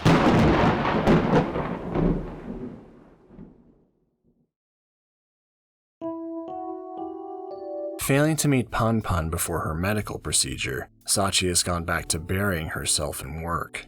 She attempted to visit his apartment to apologize, but it seems that he's been absent since their last phone call. She also didn't go through with the abortion, changing her mind at the last minute. Knowing the man will be back at some point, she's more concerned with her manga schedule. While this is her thought process initially, Sachi starts to wonder if something happened after their heated conversation. She decides to contact Mimura, with both of them having no luck finding Punpun at his usual locations. Trying to figure out if anyone else might know anything, Mimura tells the girl that she's the person that would know him best. He wonders why they aren't already going out, claiming that the two have a strong connection. Mimura is willing to trust in his friend, knowing that despite their time together, they each have their own separate paths. Telling her to discard some of her pride, the man thinks it'll help if she's more straightforward with Punpun from now on. Talking with the Kanye sisters, Sachi learns that Punpun's time at school isn't the reason for his current demeanor. While this is partially the case, Punpun never brought up his experiences with the other women. Going back and forth, the girls can tell that Punpun is a decent enough person, but his main issue is being overly aware of himself, bringing his confidence down. Miyuki still prefers the current version of the man, with the alternative reminding Sachi of her ex. The friend then mentions her questionable relationship with Punpun, treating him like a pet for the sake of her pride, while somehow expecting to truly understand him. If Sachi wants to make progress, she'll need to start by humbling herself a bit. Later heading to the hospital, Sachi pays a visit to the manager, who seems to be making a promising recovery. Talking with his daughter, the artist learns even more about Punpun. Over the last few months, he had visited multiple times a week, with his absence now making the older man slightly lonely. Familiar with the manager's love of lucky cats, Punpun brought him new ones every time he swung by. Immediately after his hospital visits, the young man would then leave to continue furthering his real estate career. The daughter also wanted to reward his hard work with a potential job offer, as well as a new computer. Despite the very rocky start the two had, Punpun has now been fully acknowledged by the older woman. Not being told any of this by Punpun, Sachi wonders why she was kept out of the loop. The daughter tells her that it probably wasn't malicious, as he would have wanted her to be able to focus on her work. Reflecting a lot on how she treated Punpun, and realizing just how much he's done without her pushing him, Sachi isn't sure how well she actually knows him anymore. Making her way to his apartment, she lets herself in with a spare key. Noticing a bloodstain, as well as various missing items, the woman doesn't know what to think. Looking around, she discovers an unused cell phone with a lone contact registered. Doing a little digging eventually leads her to Midori's cafe. Meeting someone related to Punpun for the first time, Sachi is hopeful that this will lead her to understanding him better. Unfortunately, the person she chose to talk to is rather self-centered, giving Sachi barely anything to work with. However, as Yuichi steps forward, it appears that not all hope is lost. The two take a taxi to Punpun's childhood home, where Yuichi briefly talks about their time together as a family. He goes on to tell her more about his nephew's past, with Sachi once again being told that she resembles his late mother. Apparently, Sachi was also important enough for a planned introduction with his uncle. After this encounter, Sachi returns home, recalling the time she spent with Punpun. Later talking with her manga editor, Sachi is given an offer to serialize her work, which she readily accepts. Planning out new panels, the artist talks herself through the schedule she needs to keep. Though when it comes to her eventual success, she wonders who will be around to celebrate with. Having said this, Sachi knows there's still something else she needs to do first. With the contact info she received from Yuichi, the artist cuts her hair, preparing to take another trip. Buying a train ticket, she eventually arrives at the workplace of Punpun's father. The two meet, with the older man telling Sachi that his son would never be there, as they haven't seen each other since the death of his ex-wife. Nevertheless, he's willing to tell the woman about Punpun's childhood, inviting her back to his place. Being joined by some of his friends, Mr. Panyama brings up an old story involving Punpun searching for his shooting star. Thinking highly of his son, the father wishes he could have taught him certain things about the world before their separation. Sachi realizes that his views of Punpun are most likely glorified from those days, but she knows that the old man isn't a bad person. He falls asleep after his story, leaving Sachi to take a train back home. After her experiences with Punpun's family, she wants to be the person that Punpun can count on. However, while she'd been traveling around, far more serious events were taking place elsewhere, approximately 1 week earlier. Back at Aiko's house, the couple is still recovering from the total breakdown of the girl's mother. Punpun is getting his bearings after the assault, and the injured girlfriend hasn't moved from the corner of the room. Suddenly, the doorbell rings, with someone outside trying to deliver a package. Making a hasty choice to avoid suspicion, Punpun foolishly answers the door, when it would have been fine to simply stay inside. Returning to the main room, the man sees Aiko stabbing her mother with the knife from earlier, telling her it's pointless as she's already dead. Understandably, Aiko is quite shaken, clinging to her boyfriend as she tries to process everything. However, Punpun couldn't be more calm, telling the girl to trust in him. As the heavy rain continues, the man does his best to patch up Aiko's stab wound from before. She passes out for a while, later waking up next to her boyfriend. He's been busy while she was sleeping, taking the opportunity to wrap up the mother's body. Under the veil of night, the two use the deceased woman's car to drive themselves deep into the mountains. Digging a sizable hole, the lifeless figure is carefully laid inside. Finishing the job, the couple returns to the car as morning comes. Breaking the silence, Punpun states that he doesn't feel guilty about the mother's death. He tells Aiko that they'll be fine, as people aren't particularly interested in the lives of others, despite what she thinks. Punpun encourages Aiko to leave him behind to live an average life for now, but she feels that it would be impossible for her. The boyfriend then suggests telling the cops that he was responsible for everything, being fine with the knowledge that he kept her safe. Leaving the decision up to her, the man starts walking down the road, wanting to retain his freedom. Aiko panics, begging Punpun to stay after chasing him down. As he consoles her, he laughs to himself at the kind of person he's become. As the two drive from place to place, Punpun starts to see people in a different light. His initial stance from high school was that regardless of attitude, everyone must have a reason for acting the way they do. However, after witnessing Aiko's mother, he sees that some people exist with no redeeming qualities. This skews his viewpoint dramatically, believing no one is decent anymore and thinking life could stand to be more anarchic. Not having much to reply with, Aiko becomes ill, so the two decide to take a breather. The girl struggles through her sleep, wetting the bed as a result of her stress. As the boyfriend looks around for some fresh clothes, he's asked a basic question by his lover, who's gradually becoming more tense. Things come to a head as she begins violently screaming, leaving Punpun to deliver an equally violent solution. Calming down, the two lament their tragic circumstances. Following this, Punpun asks Aiko if she'd finally like to visit Kagoshima. The couple continues their drive, with Aiko getting more worn out by her surroundings. Asking if her boyfriend plans to kill her one day, she's also curious if both of them are the same as they were in the past. Falling asleep, the girl wakes up alone in the car. She finds Punpun wandering off again, staying with him until they return to the vehicle. The next day, the two look around a tourist spot with a calm atmosphere, strongly contrasting with their current situation. Having a small revelation, Punpun tells Aiko that he'll always be the same person. The pair continues on, visiting different locations on the way to Kagoshima. Stopping for some food, Aiko starts to talk about their circumstances and how trust is what's holding their relationship together. Inquiring about what he should do to earn this trust, the girlfriend suggests removing one of his eyes. Only needing to look at his lover, she rationalizes that having a single eye would keep things less complicated. Despite the crazy logic being presented to him, Punpun agrees with her idea.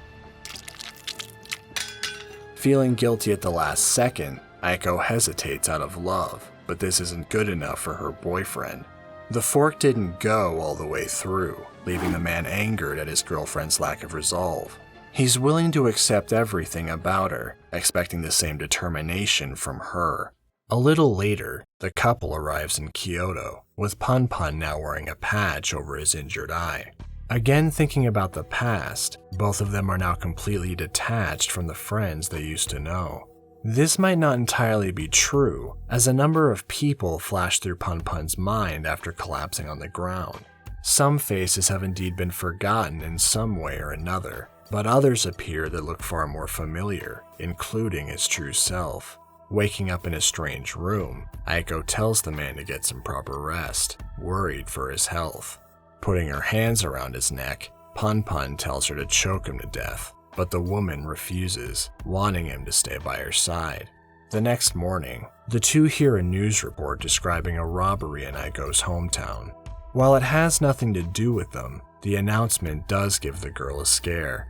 Continuing their travels, Punpun thanks Aiko for the self-realization of how resilient he is, satisfied with the pain he's received. Unfortunately, another kind of pain is starting to take a toll. Both of their injuries continue to get worse, with no indication on how much longer they'll be able to last.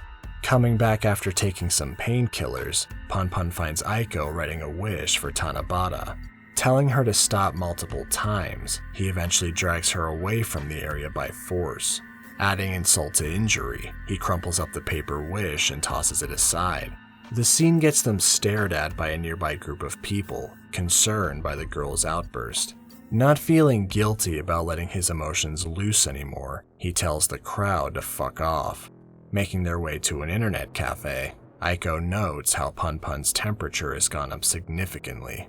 Telling him they're almost at their destination, the girlfriend pleads with her lover to stay alive. The man's computer activities show the opposite intentions, with Punpun looking up a variety of questionable topics. Moving on to a convenience store, Punpun makes small talk with another man, ignoring the other patrons being overly obnoxious. Following the stranger outside, he's just in time to see him finish a canned drink. Watching him leave the empty can behind, Punpun decides to continue pursuing the man for a bit. As this is going on, Aiko finishes tending to her wounds, only to find that her boyfriend isn't there anymore. Heading outside, the woman hears a disturbance coming from nearby. Following the sound, she sees Punpun using a piece of wood to violently beat the man from before. Rushing in to stop him, Aiko begs her lover to walk away. The two get back into their car, but the injured stranger cuts them off. The couple manages to get a fair distance away, eventually opting to walk, as their car is no longer usable. Punpun claims that the other man attacked him first, but Aiko doesn't seem convinced. She thinks he's acting a bit odd, with the man replying that everyone else are the odd ones. Realizing she's heard this line before, the girl isn't sure what to think. Nevertheless, the couple catches a train, finally arriving in Kagoshima. Falling asleep outside, Aiko again wakes up alone, eventually finding the man who wandered off. Standing in front of a map, he makes a suggestion to visit Tanegashima, which Aiko agrees to. Riding across the water, the couple visits a museum while in town. This causes Aiko to reminisce, thinking how something minor could have completely changed their lives. Punpun isn't interested in the topic, so he shuts her down. Walking along the coast, Aiko talks about the idea of living together by the sea, involving themselves with others as little as possible. Continuing onward, the two reach an area that Punpun recognizes immediately from his dreams. As they approach the beach, Aiko talks about having a child, but remembering both of their upbringings, she backpedals. Punpun shuts her down again, but then follows up with something unexpected. Addressing her with kindness, he says it would be nice if a day comes when they could talk about those things whenever they wanted. Genuinely glad he was able to meet her again, Punpun thanks Aiko for everything. Taken aback by this gesture, the woman is touched by the real love coming from her boyfriend. Running together on the beach, the couple finally truly connects. As the sun begins to set, Punpun finds a rope on the ground. Aiko quietly asks if she's going to die, and Punpun, going back to his previous form, responds that she is. Aiko speaks out against this, but the man says that if she doesn't want to be left alone, this is the best way to prevent that. He tries telling her to leave, but she can't, as Aiko knew what he'd been planning for a while now. Satisfied with discarding everything for his love, Punpun is told that he needs to keep holding on for a brighter future. Knowing a murderer can never achieve happiness, Punpun is shocked when Aiko tells him that he's not a murderer, but she is. When Punpun answered the door, the girl's mother came too, forcing Aiko to finish the job. With this information, Punpun can return to his average life again, but the man refuses to believe what he's heard. Regardless, Aiko is adamant that she's responsible, forcing him to accept it. With the stars out now, the couple relocates to a nearby field. Making up her mind, Aiko plans to stay on the island for as long as she can. After talking for a while, Punpun asks his girlfriend to marry him. Lying together under the stars, Aiko makes a destructive wish. The next morning, the woman inquires about potential work, managing to land a job as well as housing. Elsewhere, Punpun is getting a cell phone set up under Aiko's name. Despite learning the truth, he's determined to stay with his lover. Unfortunately, it seems that their time together is run out. The couple sees another news report, this time focusing on a man that came across a certain body in the mountains. The police also found the abandoned car, now on a hunt for the late mother's daughter. This devastates Aiko, now forced to leave the island that she fell in love with. As Punpun consoles her, the two once again move on to another location. The man suggests for the couple to blend into the crowds of Osaka, but Aiko doesn't want to deal with that many people. Feeling very sick now, Aiko doesn't get far before collapsing. The painkillers have lost their effectiveness, and her wounds have gotten quite severe. Punpun wants her to seek medical attention, but Aiko knows that would be the end of their time together. Instead, the two decide to hail a taxi, heading into the mountains. The goal now is to locate the girl's uncle. Being a doctor, Aiko can finally get the help she needs. Getting close to their destination, the driver takes a small break at a convenience store. Punpun thinks that trusting a family member right now is a risky gamble, but Aiko isn't sure what else to do, hoping that her uncle will understand their situation. As the two continue waiting on the driver, their suspicion increases, assuming he caught on to the identity of the female passenger. Leaving money behind, they decide to finish the journey on foot. Getting away from the roads, they hide themselves by going deeper into the trees. After a small bathroom break, Aiko returns to find her boyfriend waiting for her. However, this break was more for collecting her thoughts than anything, becoming wary of her lover. Assuming he now thinks of her as an inconvenience, Aiko keeps her distance out of fear of being killed. This accusation isn't confirmed, but Punpun is now oddly quiet. As he approaches her, Aiko pulls out a small kitchen knife, something she bought from a store they visited earlier.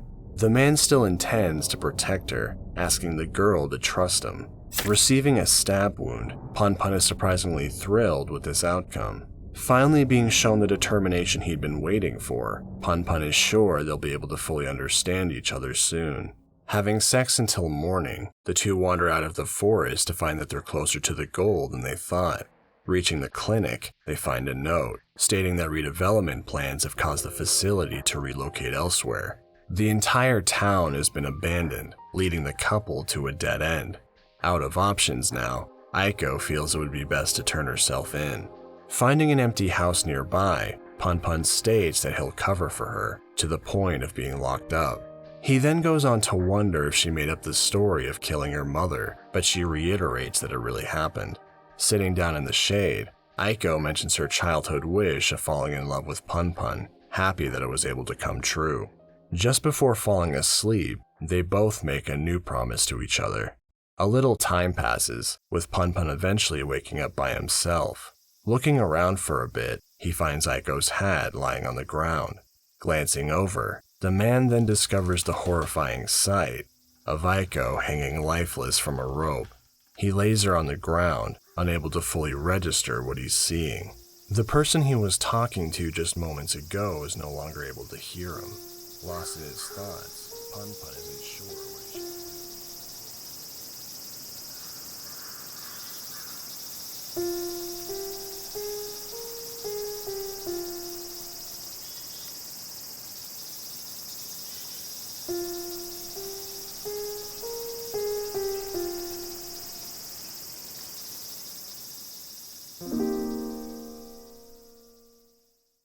Coming to a phone booth, Punpun calls the emergency number for help, only to hang up before giving any information.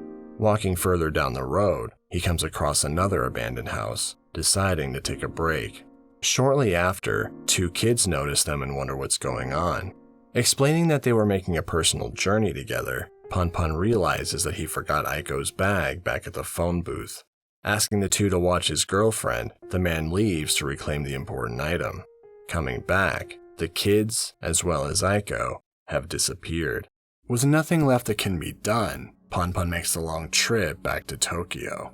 Thinking about the bothersome nature of being held back by responsibilities and the like, the man figures that could be the only thing tying his current and future selves together. Feeling that he would be better off forgotten, Punpun stands in the sea of people all around him. Making his way through, he has one last thing to take care of. Walking up an old stairway, Punpun returns to the old miso factory. Heading up to the roof, he recalls the past, realizing how strong he's become since then. With no regrets and nothing left to protect, Punpun has finally achieved the closure he's been wanting. As he celebrates, God interjects, teasing him like usual. Claiming he's ready to finish the job, Punpun pulls out Aiko's knife. The man has decided to take God out once and for all. Elsewhere, Sachi is making room in her apartment to accommodate a new assistant. Talking with Miyuki outside, Sachi still believes that handling things herself is the best way to go. but her friend tries to help her see a different perspective on the matter. On the topic of Punpun, Sachi knows a perfect future isn't waiting for them, but is willing to support him and accept his pain. Thinking back to the night sky her younger self saw from the abandoned factory, Sachi wonders what she wanted for her future self. Getting the urge to walk more, she asks Miyuki to come with her. Back at the factory, Punpun watches the sky full of shooting stars, wishing he could also disappear in a similar fashion. With everyone around him gone, Punpun can finally let go. That is, until Sachi calls out to him. Whether by a hunch or pure coincidence, she arrived just in time to wake him up. Planning to be strong for him, Sachi is determined to keep Punpun safe. Getting his wounds cleaned up, Punpun later wakes up in a hospital room, looking over to see Sachi sitting next to him. Mentioning the manga she wants to work on, it seems that the artist is trying to leave her own overly serious nature behind. For now, Sachi won't ask about his journey, willing to wait until he's ready to talk.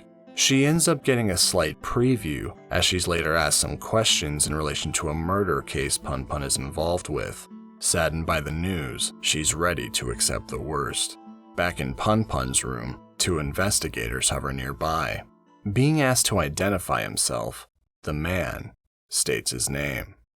From his early days, Punpun is extremely impressionable. While this is understandable for every kid, Punpun especially takes a number of things to heart early on. This leads to him trying to please as many people as he can, wanting everyone to get along. He does make a note of this at one point, but doesn't think too much about the meaning.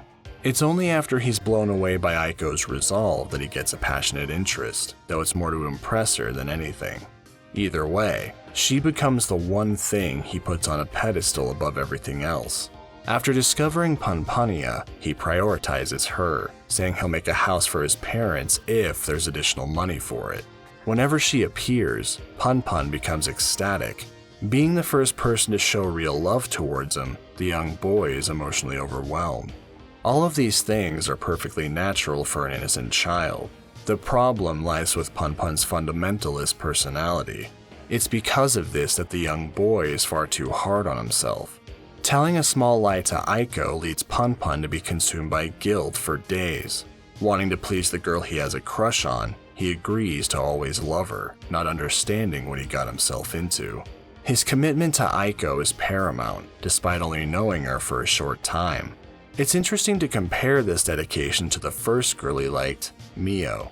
Punpun claimed to have been too depressed to go into school one day because she was leaving the class. However, when Punpun passes out during the factory fire, his memories don't even recall what she looked like. Aiko's presence has overwritten everything else, becoming the main fixture in his life. Unfortunately, he's still just a kid, and he doesn't have the ability to help Aiko with her issues. He manages to get out of the trip, but he quickly forgets the relief he feels. Regardless if he could have fulfilled the promise or not, the guilt sticks with him. He failed the person most important to him, and when Aiko leaves him behind, it crushes him. She continues to be the only real positive memory in his life during his time in middle school. Compared to his detached family, Aiko is the only one that ever gave him complete attention, making him feel important and needed. Still on a high pedestal, he immediately assumes that others push Aiko into bad things. This leads to conflicting feelings when Yaguchi ends up being a good guy. Trying to balance both sides briefly pushes him over the edge into dark selfishness. With Yaguchi losing his happiness, Punpun was supposed to gain his, but he didn't even get that. As this is the first time he's directly caused someone pain, Punpun now sees himself as an awful person. It's due to this that he can't bring himself to be with Aiko. This sparks the start of Punpun's main two desires. He wants to be forgotten, and he wants a proper family. The first time that Punpun wishes to not get involved with others anymore is after the tournament. His supposed family has also moved on without him. Wanting to please Midori, Punpun's fundamentalism gets manipulated, only increasing his pain. Even worse is the fact that she moved on like it didn't even happen. Later being yelled at by his mom for being naive, Punpun's last remaining hope for a decent family crumbles away. Thanks to Midori, his family wish was distorted into a desire for sex.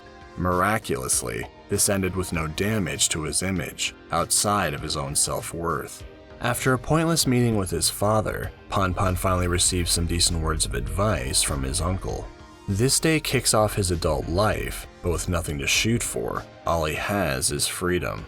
That changes once the man realizes that Aiko is living nearby. On the surface, Punpun gets the new apartment to move forward with his life, hoping Aiko will be a part of that. However, him getting the new place is actually his final step towards disappearing. Sachi later points out that he could have located Aiko if he really wanted to, which is true, as she never completely secluded herself. Closing himself off, Punpun made his own promise knowing full well it would come true. He has nothing left, and with most people around him giving him nothing to work with, what reason would Punpun have had to stick around? All of us need something to hold on to in our lives to keep us going.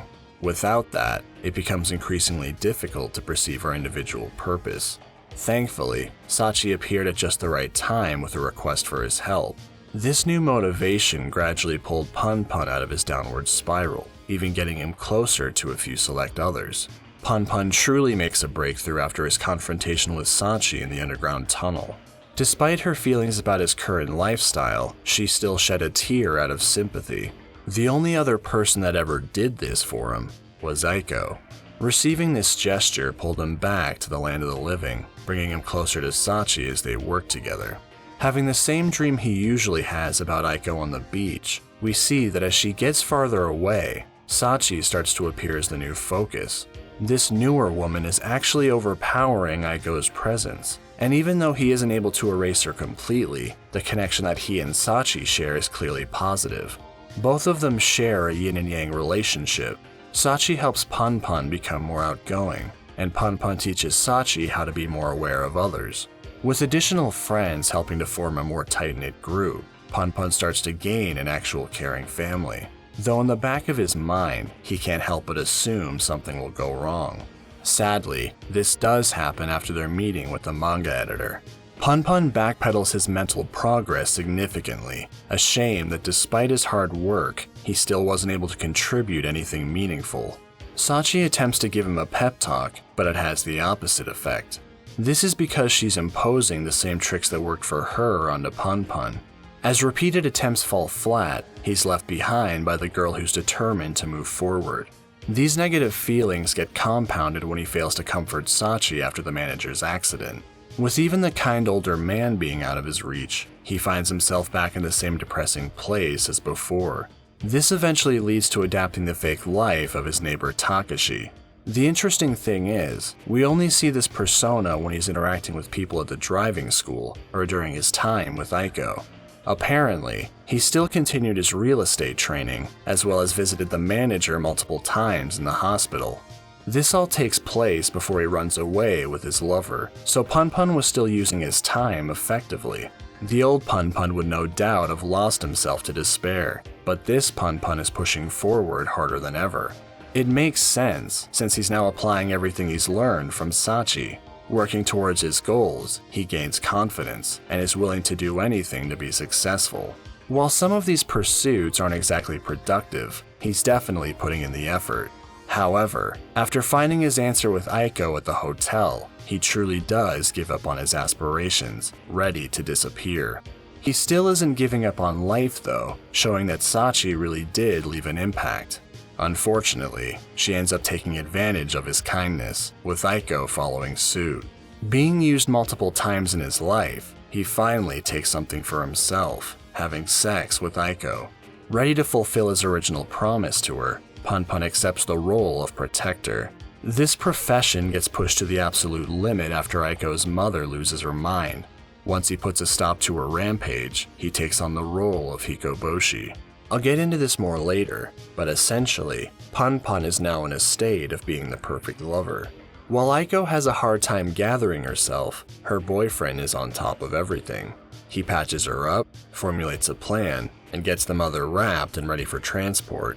He's also got a perfectly rational reason for his actions, discussing the morals behind everything and why society is to blame.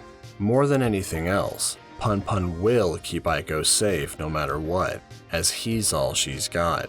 He may try to maintain this righteous facade, but it doesn't take long for cracks to start showing. During their trip, Punpun occasionally wanders off, but never gets too far away. It's possible that he's subconsciously trying to get out of his self-imposed responsibility of looking after Aiko. However, he's still rooted in fundamentalism, so he sticks with the obligation. Punpun also takes his overly serious nature to an extreme degree. Aside from his stiff demeanor, he also wants the same level of commitment from his girlfriend. This intensity is impossible for her to match, usually leading him to lash out. Getting annoyed by certain distractions of hers, Punpun goes as far as public punishment to keep everything on track. It's interesting how he isn't currently receptive to Aiko's wishes, right as we get a reference to one of Punpun's earliest desires. There's also one particular encounter that pushes the man further than any other part of the trip. When the two visit a certain convenience store, Punpun stands next to another man reading some manga. This person looks almost identical to Punpun in the way he dresses, as well as his hair if we go off Sachi's portrait. The boyfriend notices Sachi's manga, asking the other guy if he likes it. Being told it isn't interesting, Punpun decides to follow him, potentially wanting to defend his friend's work. He then nitpicks the man's decision to leave a can on the ground, following him further to start a pointless fight. This entire scenario could be a way of showing how Punpun has become serious about everything to a fault, to the point of subconsciously getting aggravated by someone that reminds him of his old self. This is reinforced when the man mentions him being chosen out of the more disruptive patrons at the convenience store. In an attempt to erase that part of himself, Punpun starts beating the man with a board. He may have become more annoyed watching the man take the abuse rather than fight back. The main source of his stress might stem from the guilt he now faces from accepting the murder he committed. While Punpun initially wanted to keep his freedom, his computer's search terms tell a different story. This guilt is eventually stolen after finding out the truth about the murder from Aiko. Immediately after this, a very subtle visual effect is noticeable in regards to Punpun's strange form. From the moment Punpun supposedly kills Aiko's mother, the appearance he takes on includes some very prominent horns. These are always visible, though depending on the situation, they'll shrink or grow back respectively. This remains the same until Aiko reveals herself to be the killer in chapter 132. The last full shot of Punpun shows how the horns have been reduced to tiny stubs. Once night falls, the special feature disappears for good. The horns, showing the connection to his dedicated romantic self, now leave an unrecognizable person behind. His job is done, but the darkness remains. Punpun makes the comment about Aiko stealing everything from him, met with a quiet agreement. This loss may be the reason for their strange confrontation later on in the forest. No longer being the devoted lover, he may have initially planned to get rid of Aiko like she thought. However, it's questionable if he expected her to actually stab him. Finally showing the determination he wanted to see, Punpun changed his mind, wanting to fully accept her. After the girl hung herself, he continued to watch over her until they reached a certain house. It's odd that kids showed up in a town that's supposedly been abandoned, only for them to disappear with Aiko after the brief encounter. There's a theory that the children are actually spirits of some kind, bringing the late girlfriend's body back with them. If you want something a little more grounded, there's a panel showing a vehicle driving in the distance while Punpun is returning from the phone booth. The kids may have called someone for help, prompting the car to pick them all up. It's possible that the children were visiting family that decided to stay behind in the little town. Still, with limited information on the surroundings, all of this is purely speculation. Returning back to Tokyo, Punpun is ready to completely disappear. The phrase seen in various parts of the manga is now changed to fit the name he'd rather forget. Maintaining his foreign appearance, he returns to the miso factory, standing in the same place as the apparition he saw as a kid. It's odd to consider, but the spirit that appeared before him may have been a premonition of the future. Either way, his business is done, proceeding to stab his own eye out. With Aiko gone, this action now marks the fulfillment of his own wish. Punpun had one hell of a journey, and is by no means a good person. Still, in a lot of ways, he's painfully relatable, forced to struggle through many hardships. He certainly did what he could to push forward, but his preoccupation with the past eventually led to a sad future. Without a doubt, he reaped what he sowed. There's one other interesting thing worth noting in relation to that special phrase. Back when Punpun walks with Yuichi, the uncle understandably states how similar they are to each other, but Yuichi actually knows him far better than he realizes. This is because they eventually go through the exact same scenario. The two of them also have identical desires. During Yuichi's early time with Midori, he tells her that he would prefer to live while avoiding the circumstances of others. At the time, he held no special feelings for the rest of his family, simply wanting to keep to himself. Gradually, he does admit to wanting a decent family to be a part of, though the price is quite steep. Punpun similarly wants to disappear, either by living in a new place entirely, or through more extreme methods. He had always wanted a better family than the one he had, which he eventually got thanks to Sachi and the others. However, complications eventually arose that prevented this from continuing, namely, a certain girl with a radical desire to run away. With this in mind, Yuichi is very familiar with another girl that tried to do the same. Both men were tempted to leave their lives behind in favor of something completely different. This extends further when you consider that the nameless girl's mother is somewhat similar to Aiko's mother. Both women neglect their children, and both seem to abuse them as well. It's interesting to consider what would happen if the scenarios of each man were slightly different. If Aiko's mental state failed to hold up, she very well could have followed the nameless girl's lead, having her mother assaulted through similar manipulation tactics. Punpun already has a deep connection with her, which would lead him to become an actual murderer for Aiko's sake. Conversely, if Yuichi's confrontation with the young girl's mom had escalated further, he may have gone through a scenario close to what Punpun experienced with Aiko's mother. While it's likely that he'd replace the co-worker in this aspect, Yuichi's careful nature would allow for more discreet planning. The key difference between the family members is in their individual attitudes. Presented with the same setup, Yuichi came close, but cowered away from the proposition. This eventually led him to starting a proper family with Midori, but the loss of his freedom eats away at him. There's even a visual tear going on, showing half of him desperate to get away. On the other hand, Punpun did give up everything to leave with Aiko. Thanks to his fundamentalist personality, he had no issue following through on his promise. The end result of his trip was finally acquiring his first wish. With Aiko gone, he can finally disappear the way he wants to, not involving himself with anyone anymore. Both men are essentially two sides of the same coin, and it's fascinating being able to see each scenario play out. In my video on Pegasus, I mentioned that Asano considered him to be a mouthpiece of sorts for opinions he wanted to express. While this is certainly true, I actually think that Sachi is a much more direct stand-in for Asano. This applies to both opinions as well as personal experience.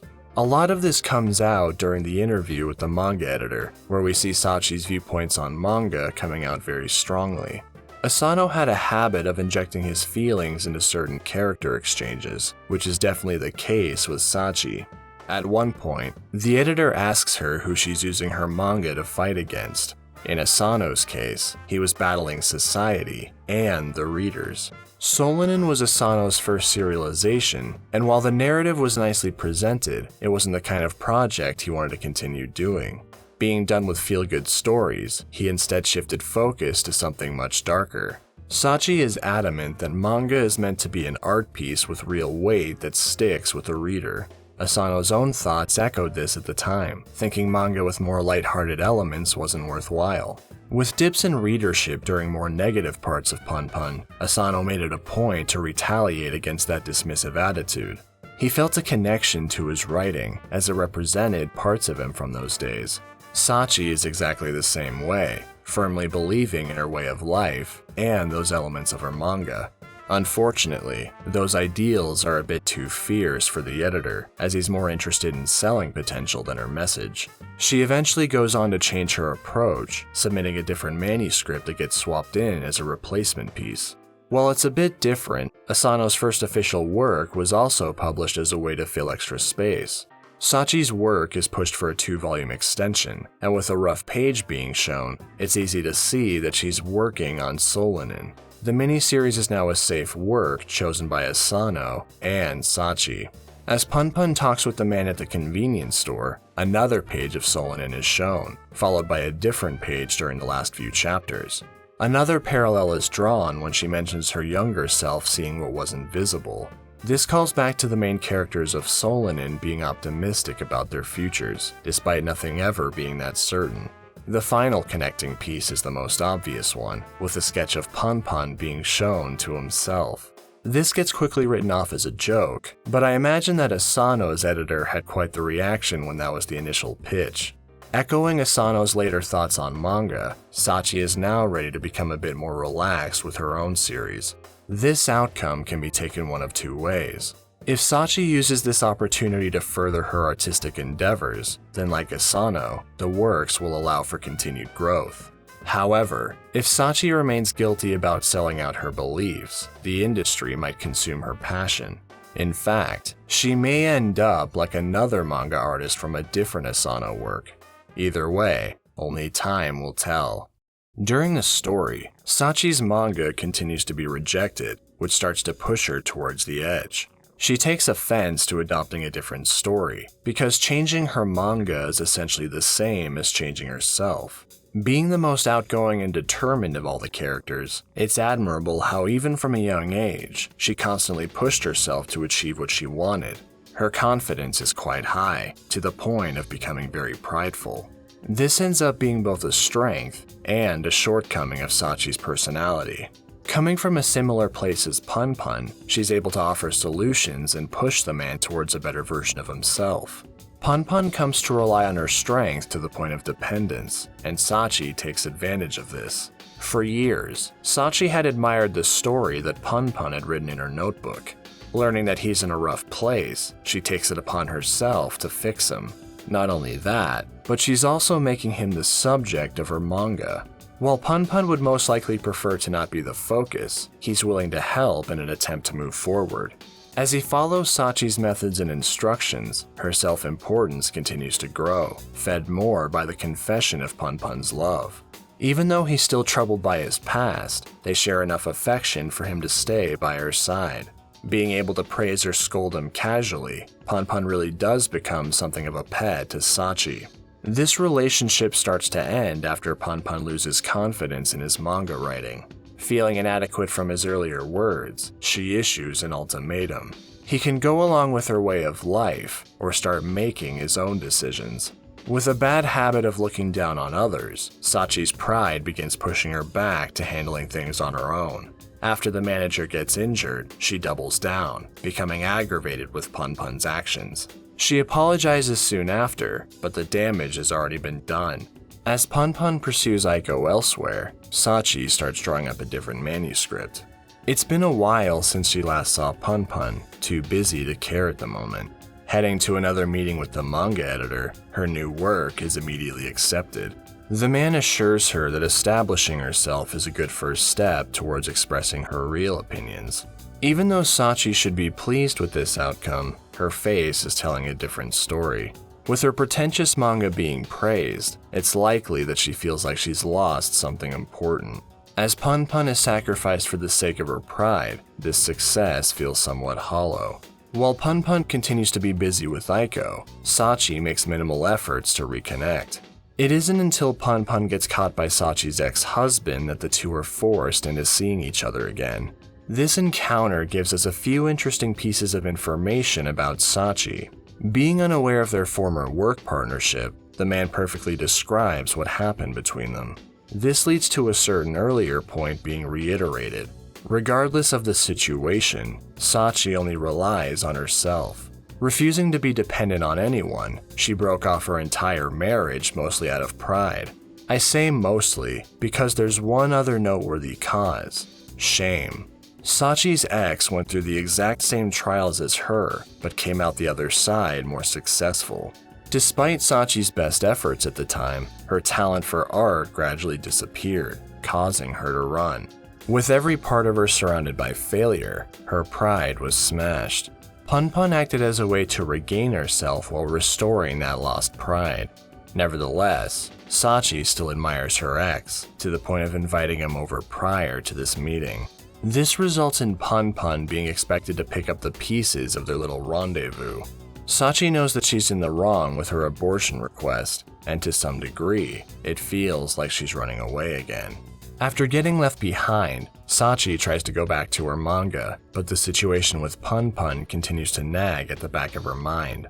Visiting with Yuichi, she's told about resembling his sister, mentioned earlier by Punpun. Both women are outgoing and confident, but just like the mother, Sachi has a hard time being honest.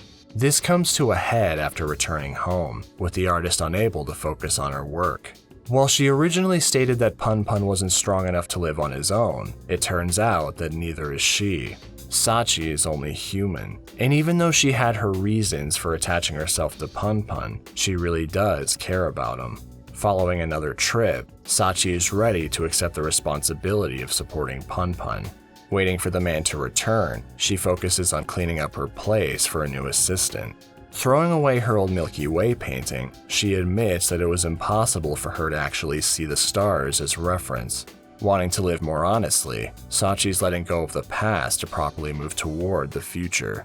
This finally leads to her finding Punpun again, and depending on your interpretation, this is either good or bad. You could say that wanting to protect someone with a declaration of affection is a nice sentiment. Still, this affection isn't necessarily love given their complicated relationship. With Punpun wanting to be forgotten after all is said and done, this is robbed from him by someone else's desires. It's also interesting to note that Sachi takes over Punpun's usual panels for dialogue, potentially taking control of his actions to such a degree. Punpun's words are also referenced from before in regards to his world being Aiko's alone. Instead, Sachi selfishly claims him as hers alone. It really is hard to say whether or not this is for the best. Is Sachi helping the man or hurting him more? I suppose that's up to Punpun to decide. When it comes to Aiko, it's easy to be confused by the way she acts, because it's never entirely consistent. At times, she's friendly, but with seemingly sinister intentions beneath the surface. On different occasions, she's very cold, but also full of determination. During her trip with Punpun, she's all over the place emotionally. Part of the reason for this is that Aiko was never meant to be completely understood. During an unrelated interview about his workplace, Asano gets asked a certain question that leads to other places of interest. On the topic of his marriage, he's eventually asked a what-if scenario, choosing in favor of being a cute girl. As he puts it, he wasn't particularly good with certain manly activities, instead embracing more of his feminine side. Asked if that influences how he creates female characters, Asano talks about writing them as if he was the character in question, leading to more relatable depictions. The interviewer then goes on to bring Aiko up in relation to this, and it's here that Asano says that even as the creator, he still doesn't completely have a read on her. That unpredictability makes her feel more distant, both from Punpun's perspective, as well as the reader's. Still, it wouldn't be fair to say that she's impossible to understand, because she actually has the simplest desires of the three characters. We're even told what they are at certain points in the series. What Aiko wants is to live a normal life, as well as truly fall in love with someone. The second wish also ties in with her desire to see Punpun again as an adult. Unfortunately, this particular romantic dream of hers is severely hampered by the lack of the first wish. For Aiko, an average life is basically impossible due to her volatile family situation. We get a glimpse of this after she calls Punpun out on his lie about the location of his house. Being the daughter of a cult fanatic, she has quite a few problems to deal with. Firstly, the strange behavior of her mother ends up driving people away from her at school, thanks to plenty of rumors spreading around. This has happened on potentially multiple occasions, with Aiko desperate to avoid being shunned by planning the route of her mother's soliciting. Unfortunately, one little lie shatters these hopes instantly. Another issue is brought to light when various bruises are shown on the young girl's back. Given what we see in the future, these marks are absolutely made by her mother. She drops multiple hints about wanting to go somewhere else, until she tells Punpun about her plans to escape to her uncle's place. Making additional comments about religion being stupid, her experiences give her a more cynical outlook. While it's potentially not as bad, this early view into the shitty side of life makes her circumstances somewhat similar to Seki's. This negative perspective of her family no doubt leads to loneliness at home, as well as at school. It's when Punpun confesses his feelings to her that she becomes very happy. However, this affection gets taken to an extreme degree early on, as the girl wants him to dedicate his life to her. Punpun is just a kid with simple feelings, but Aiko is on an entirely different level. This attachment continues at the miso factory, when she cries for him after the fire. This is when the young girl wishes for them to fall in love, feeling that Punpun is her fated person. She then pressures him at school, determined for the trip to be a success. After Punpun fails to meet her, she realizes that she'll be forced to endure her situation just like always. She's unable to rely on Punpun for help, so she tosses him aside. During the next 2 years, her home life continues to get worse. Yaguchi mentions that she's unable to really smile, with Punpun remembering how sad she always looked. Yaguchi also mentions that Aiko has been visiting her father in the hospital. This could be for a number of reasons, but it's easy to speculate what could be the cause. It's entirely possible that the strange cult products peddled by the mother eventually made him sick.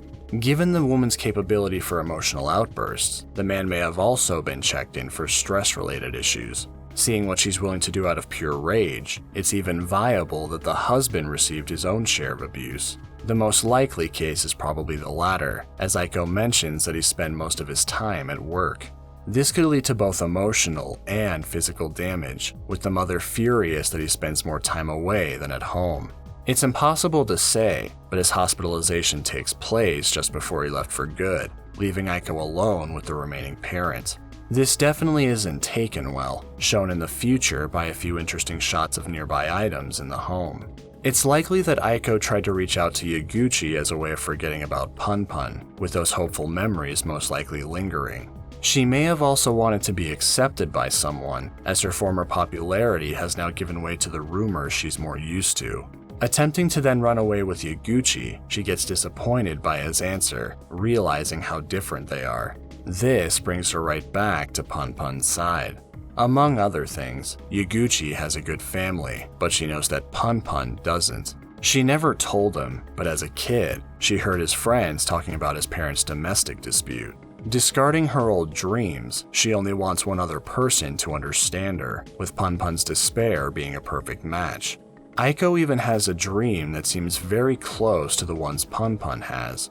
The main difference is that she runs after her mother, eventually discovering that it's just her reflection. This could be an internal fear of growing up to be the same as her mom, later mentioned when the topic of having kids gets brought up. The end results of her wish fulfillments are also painfully foreshadowed. Already being relatively cynical, Punpun's deceit isn't a factor because no one else matters to her. She's ready to run away again, thinking he's on the same page after taking her hand. Sadly, Punpun's shaky morals currently outweigh his desire, leaving Aiko abandoned once more. This is the point where everything falls apart for Aiko. Having no one left to count on, she's forced to continue living with her abusive mother. Seeing her as an adult, Seki mentions an appearance at a modeling magazine, implying that she went through with a career.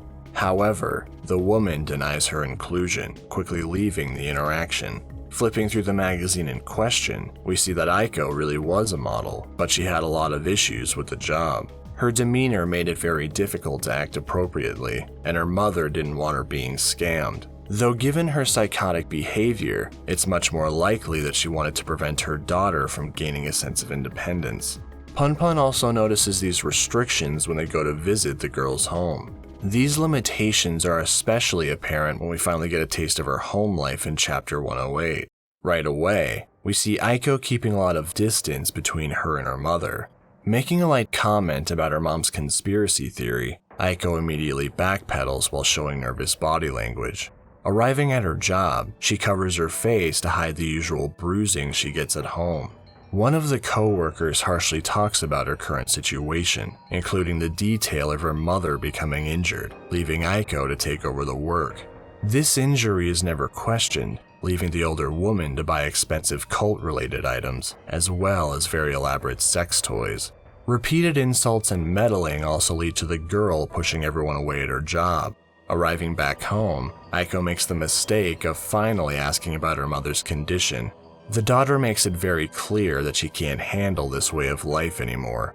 Rather than talking things out, the only thing on the older woman's mind is punishment, not appreciating the scene made in front of her friends. The mother demands Aiko to come to her for correction, with the girl resigning herself to the inevitable.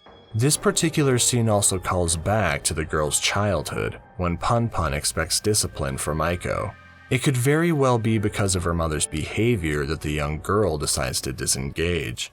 Receiving enough pain, she'd rather not inflict anymore, despite the broken promise. Once her mother is satisfied, Aiko is left to maintain herself as best she can. Thinking about her regular activities, they only serve to distract from the fact that her life is anything but average. This is what Aiko has been stuck with for her entire life. For a group that supposedly spreads positivity, the cult members are terribly oblivious to their own actions. Adding to this is that the mother's awful religious friends are present for Aiko's speech. Turning a blind eye, they choose to ignore everything going on in the abusive household. The cult symbol is everything to them, using it as an excuse to put their own desires first. As a result, these people become brainwashed into thinking that their behavior is actually benefiting the people around them. Aiko has known how absurd these beliefs are for quite some time, and she eventually decides that she's had enough. It's honestly incredible that she was able to last as long as she did. However, by the time Punpun found her again, she was dangerously close to the end. Aiko's mother was a truly reprehensible person, and without adding more personal thoughts on the matter, let's just say that karma's a real bitch sometimes. As far as Aiko's driving school reunion with Punpun, it was nothing short of miraculous. Her mother made a note of this with her going out of her way to avoid running into old acquaintances. With this being the case, she most likely did the same with other activities for her mom's sake. Then again, this may have been a lie, as she had supposedly also been looking for Punpun over the course of many years. This becomes more likely considering that she also held on to very specific memories just like him. However, Aiko may have had Punpun's similar problem of aimless searching, previously brought to light by Sachi's observation.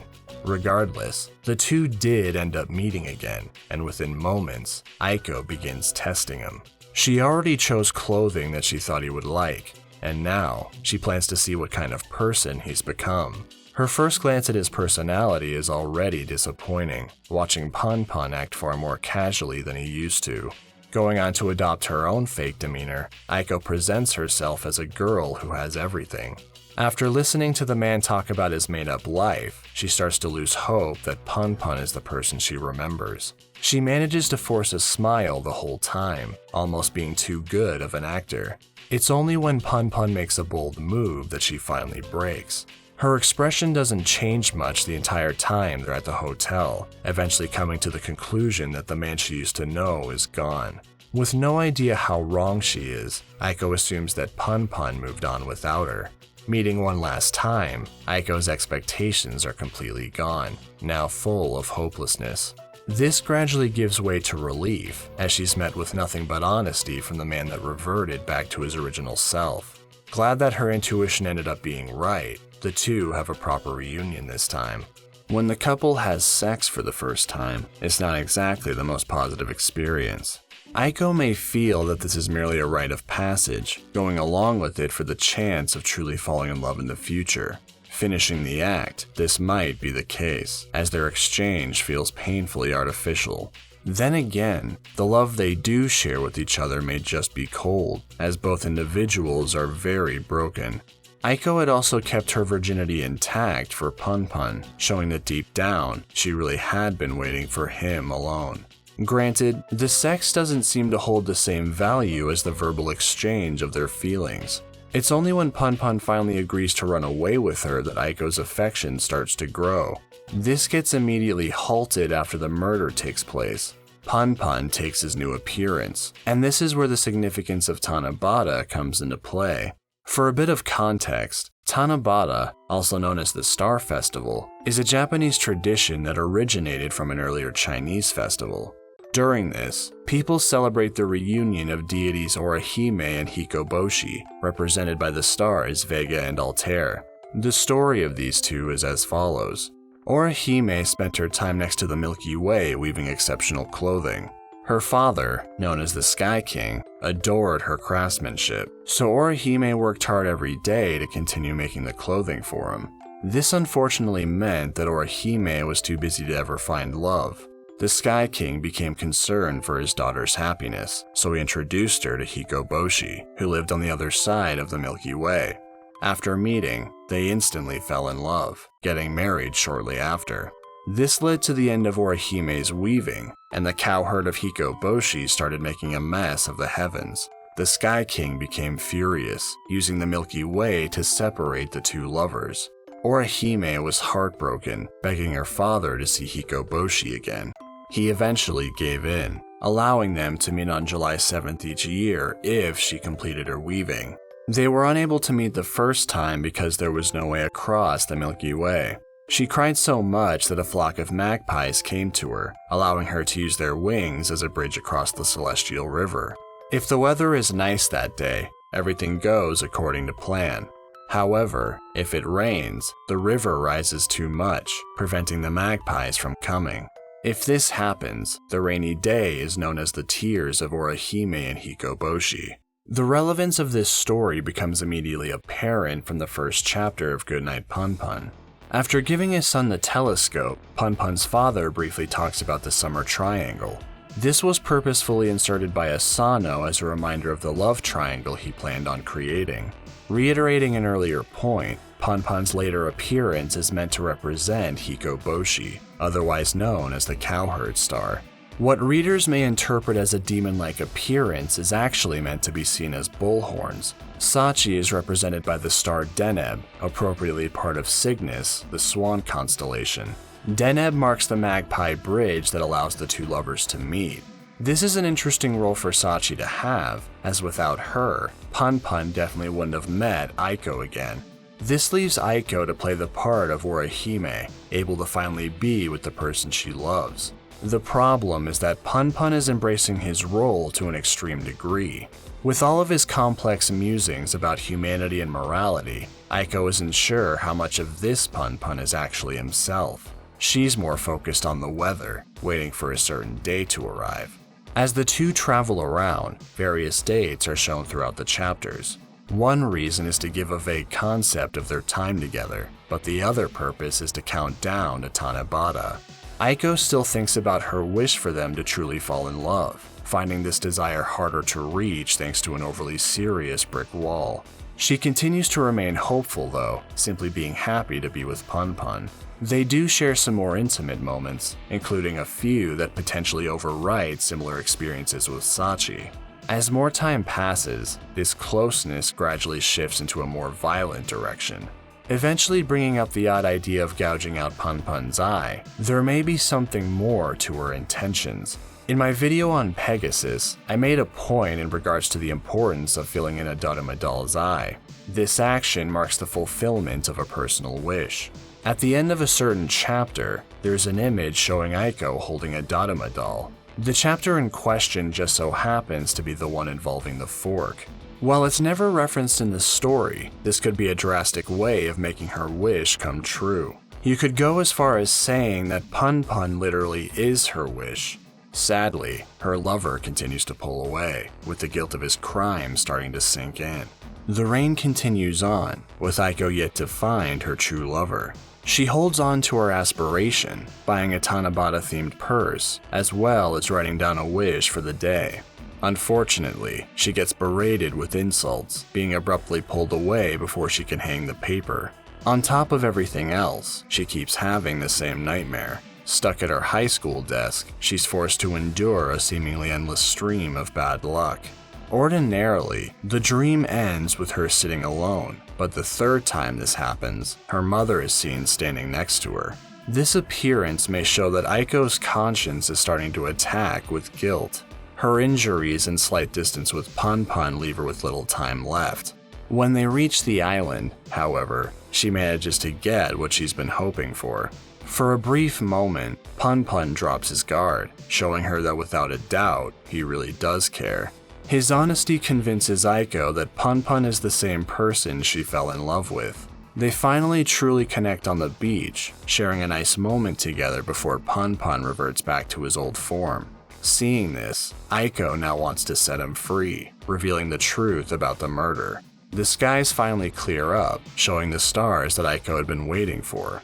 Sadly, the couple is out of time, with both injuries and the police catching up with them. By the time they reach the forest near her uncle's, Aiko has become slightly delirious.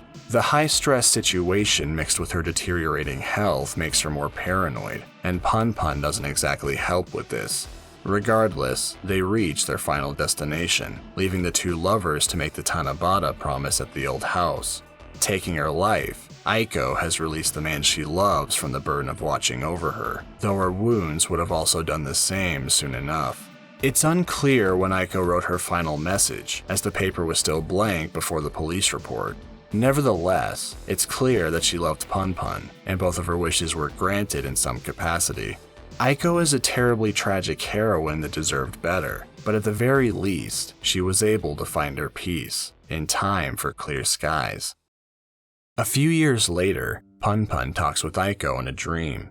Finishing his probation for aiding Aiko with her mother's murder, he's since gone on to work in real estate. Sachi's manga is getting properly published, and his group of friends is fine as well.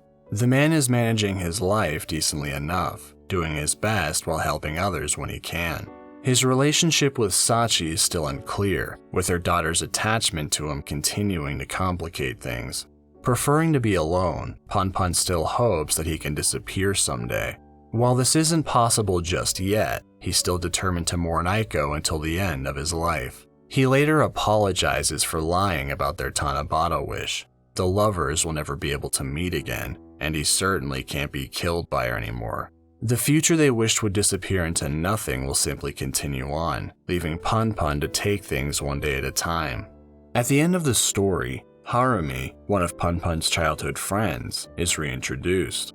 While he has his gripes like everyone else, his life is relatively smooth from an outside perspective. Making his way through the city, he eventually runs into Punpun again, marking their first meeting since they were kids. Punpun is still in his mostly human form, possibly showing that he's resigned himself to accepting his current way of life. They talk for a bit, but living separate lives, they can only say so much. Leaving his old friend behind, Harumi gets a small glimpse of the man's friend group. Punpun breaks down, revealing his old self, which at this point may be his true self. Seeing him in this form again, it seems that other people act as Punpun's limiter of sorts. Isolation suffocates him, while too much freedom leads the man to an emotional extreme.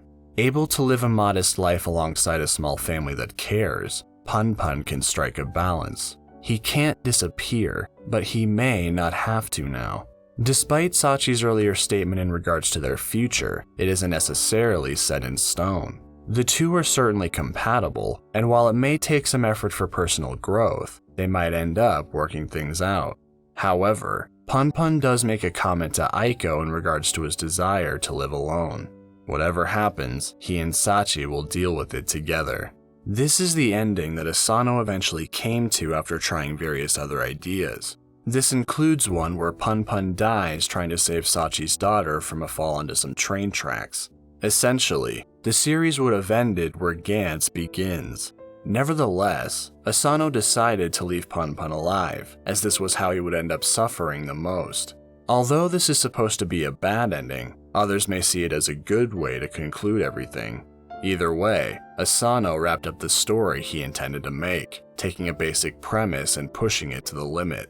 Living may be painful, but there's always something that makes it worthwhile. The past doesn't have to control you if you still have a future. No person is an island, and relying on others may not be as bad as you think. Remember that your life is your own, and don't let anyone steal that from you. All of us have our own hardships to overcome, but as long as we keep fighting, a time will come when we'll be glad to be alive.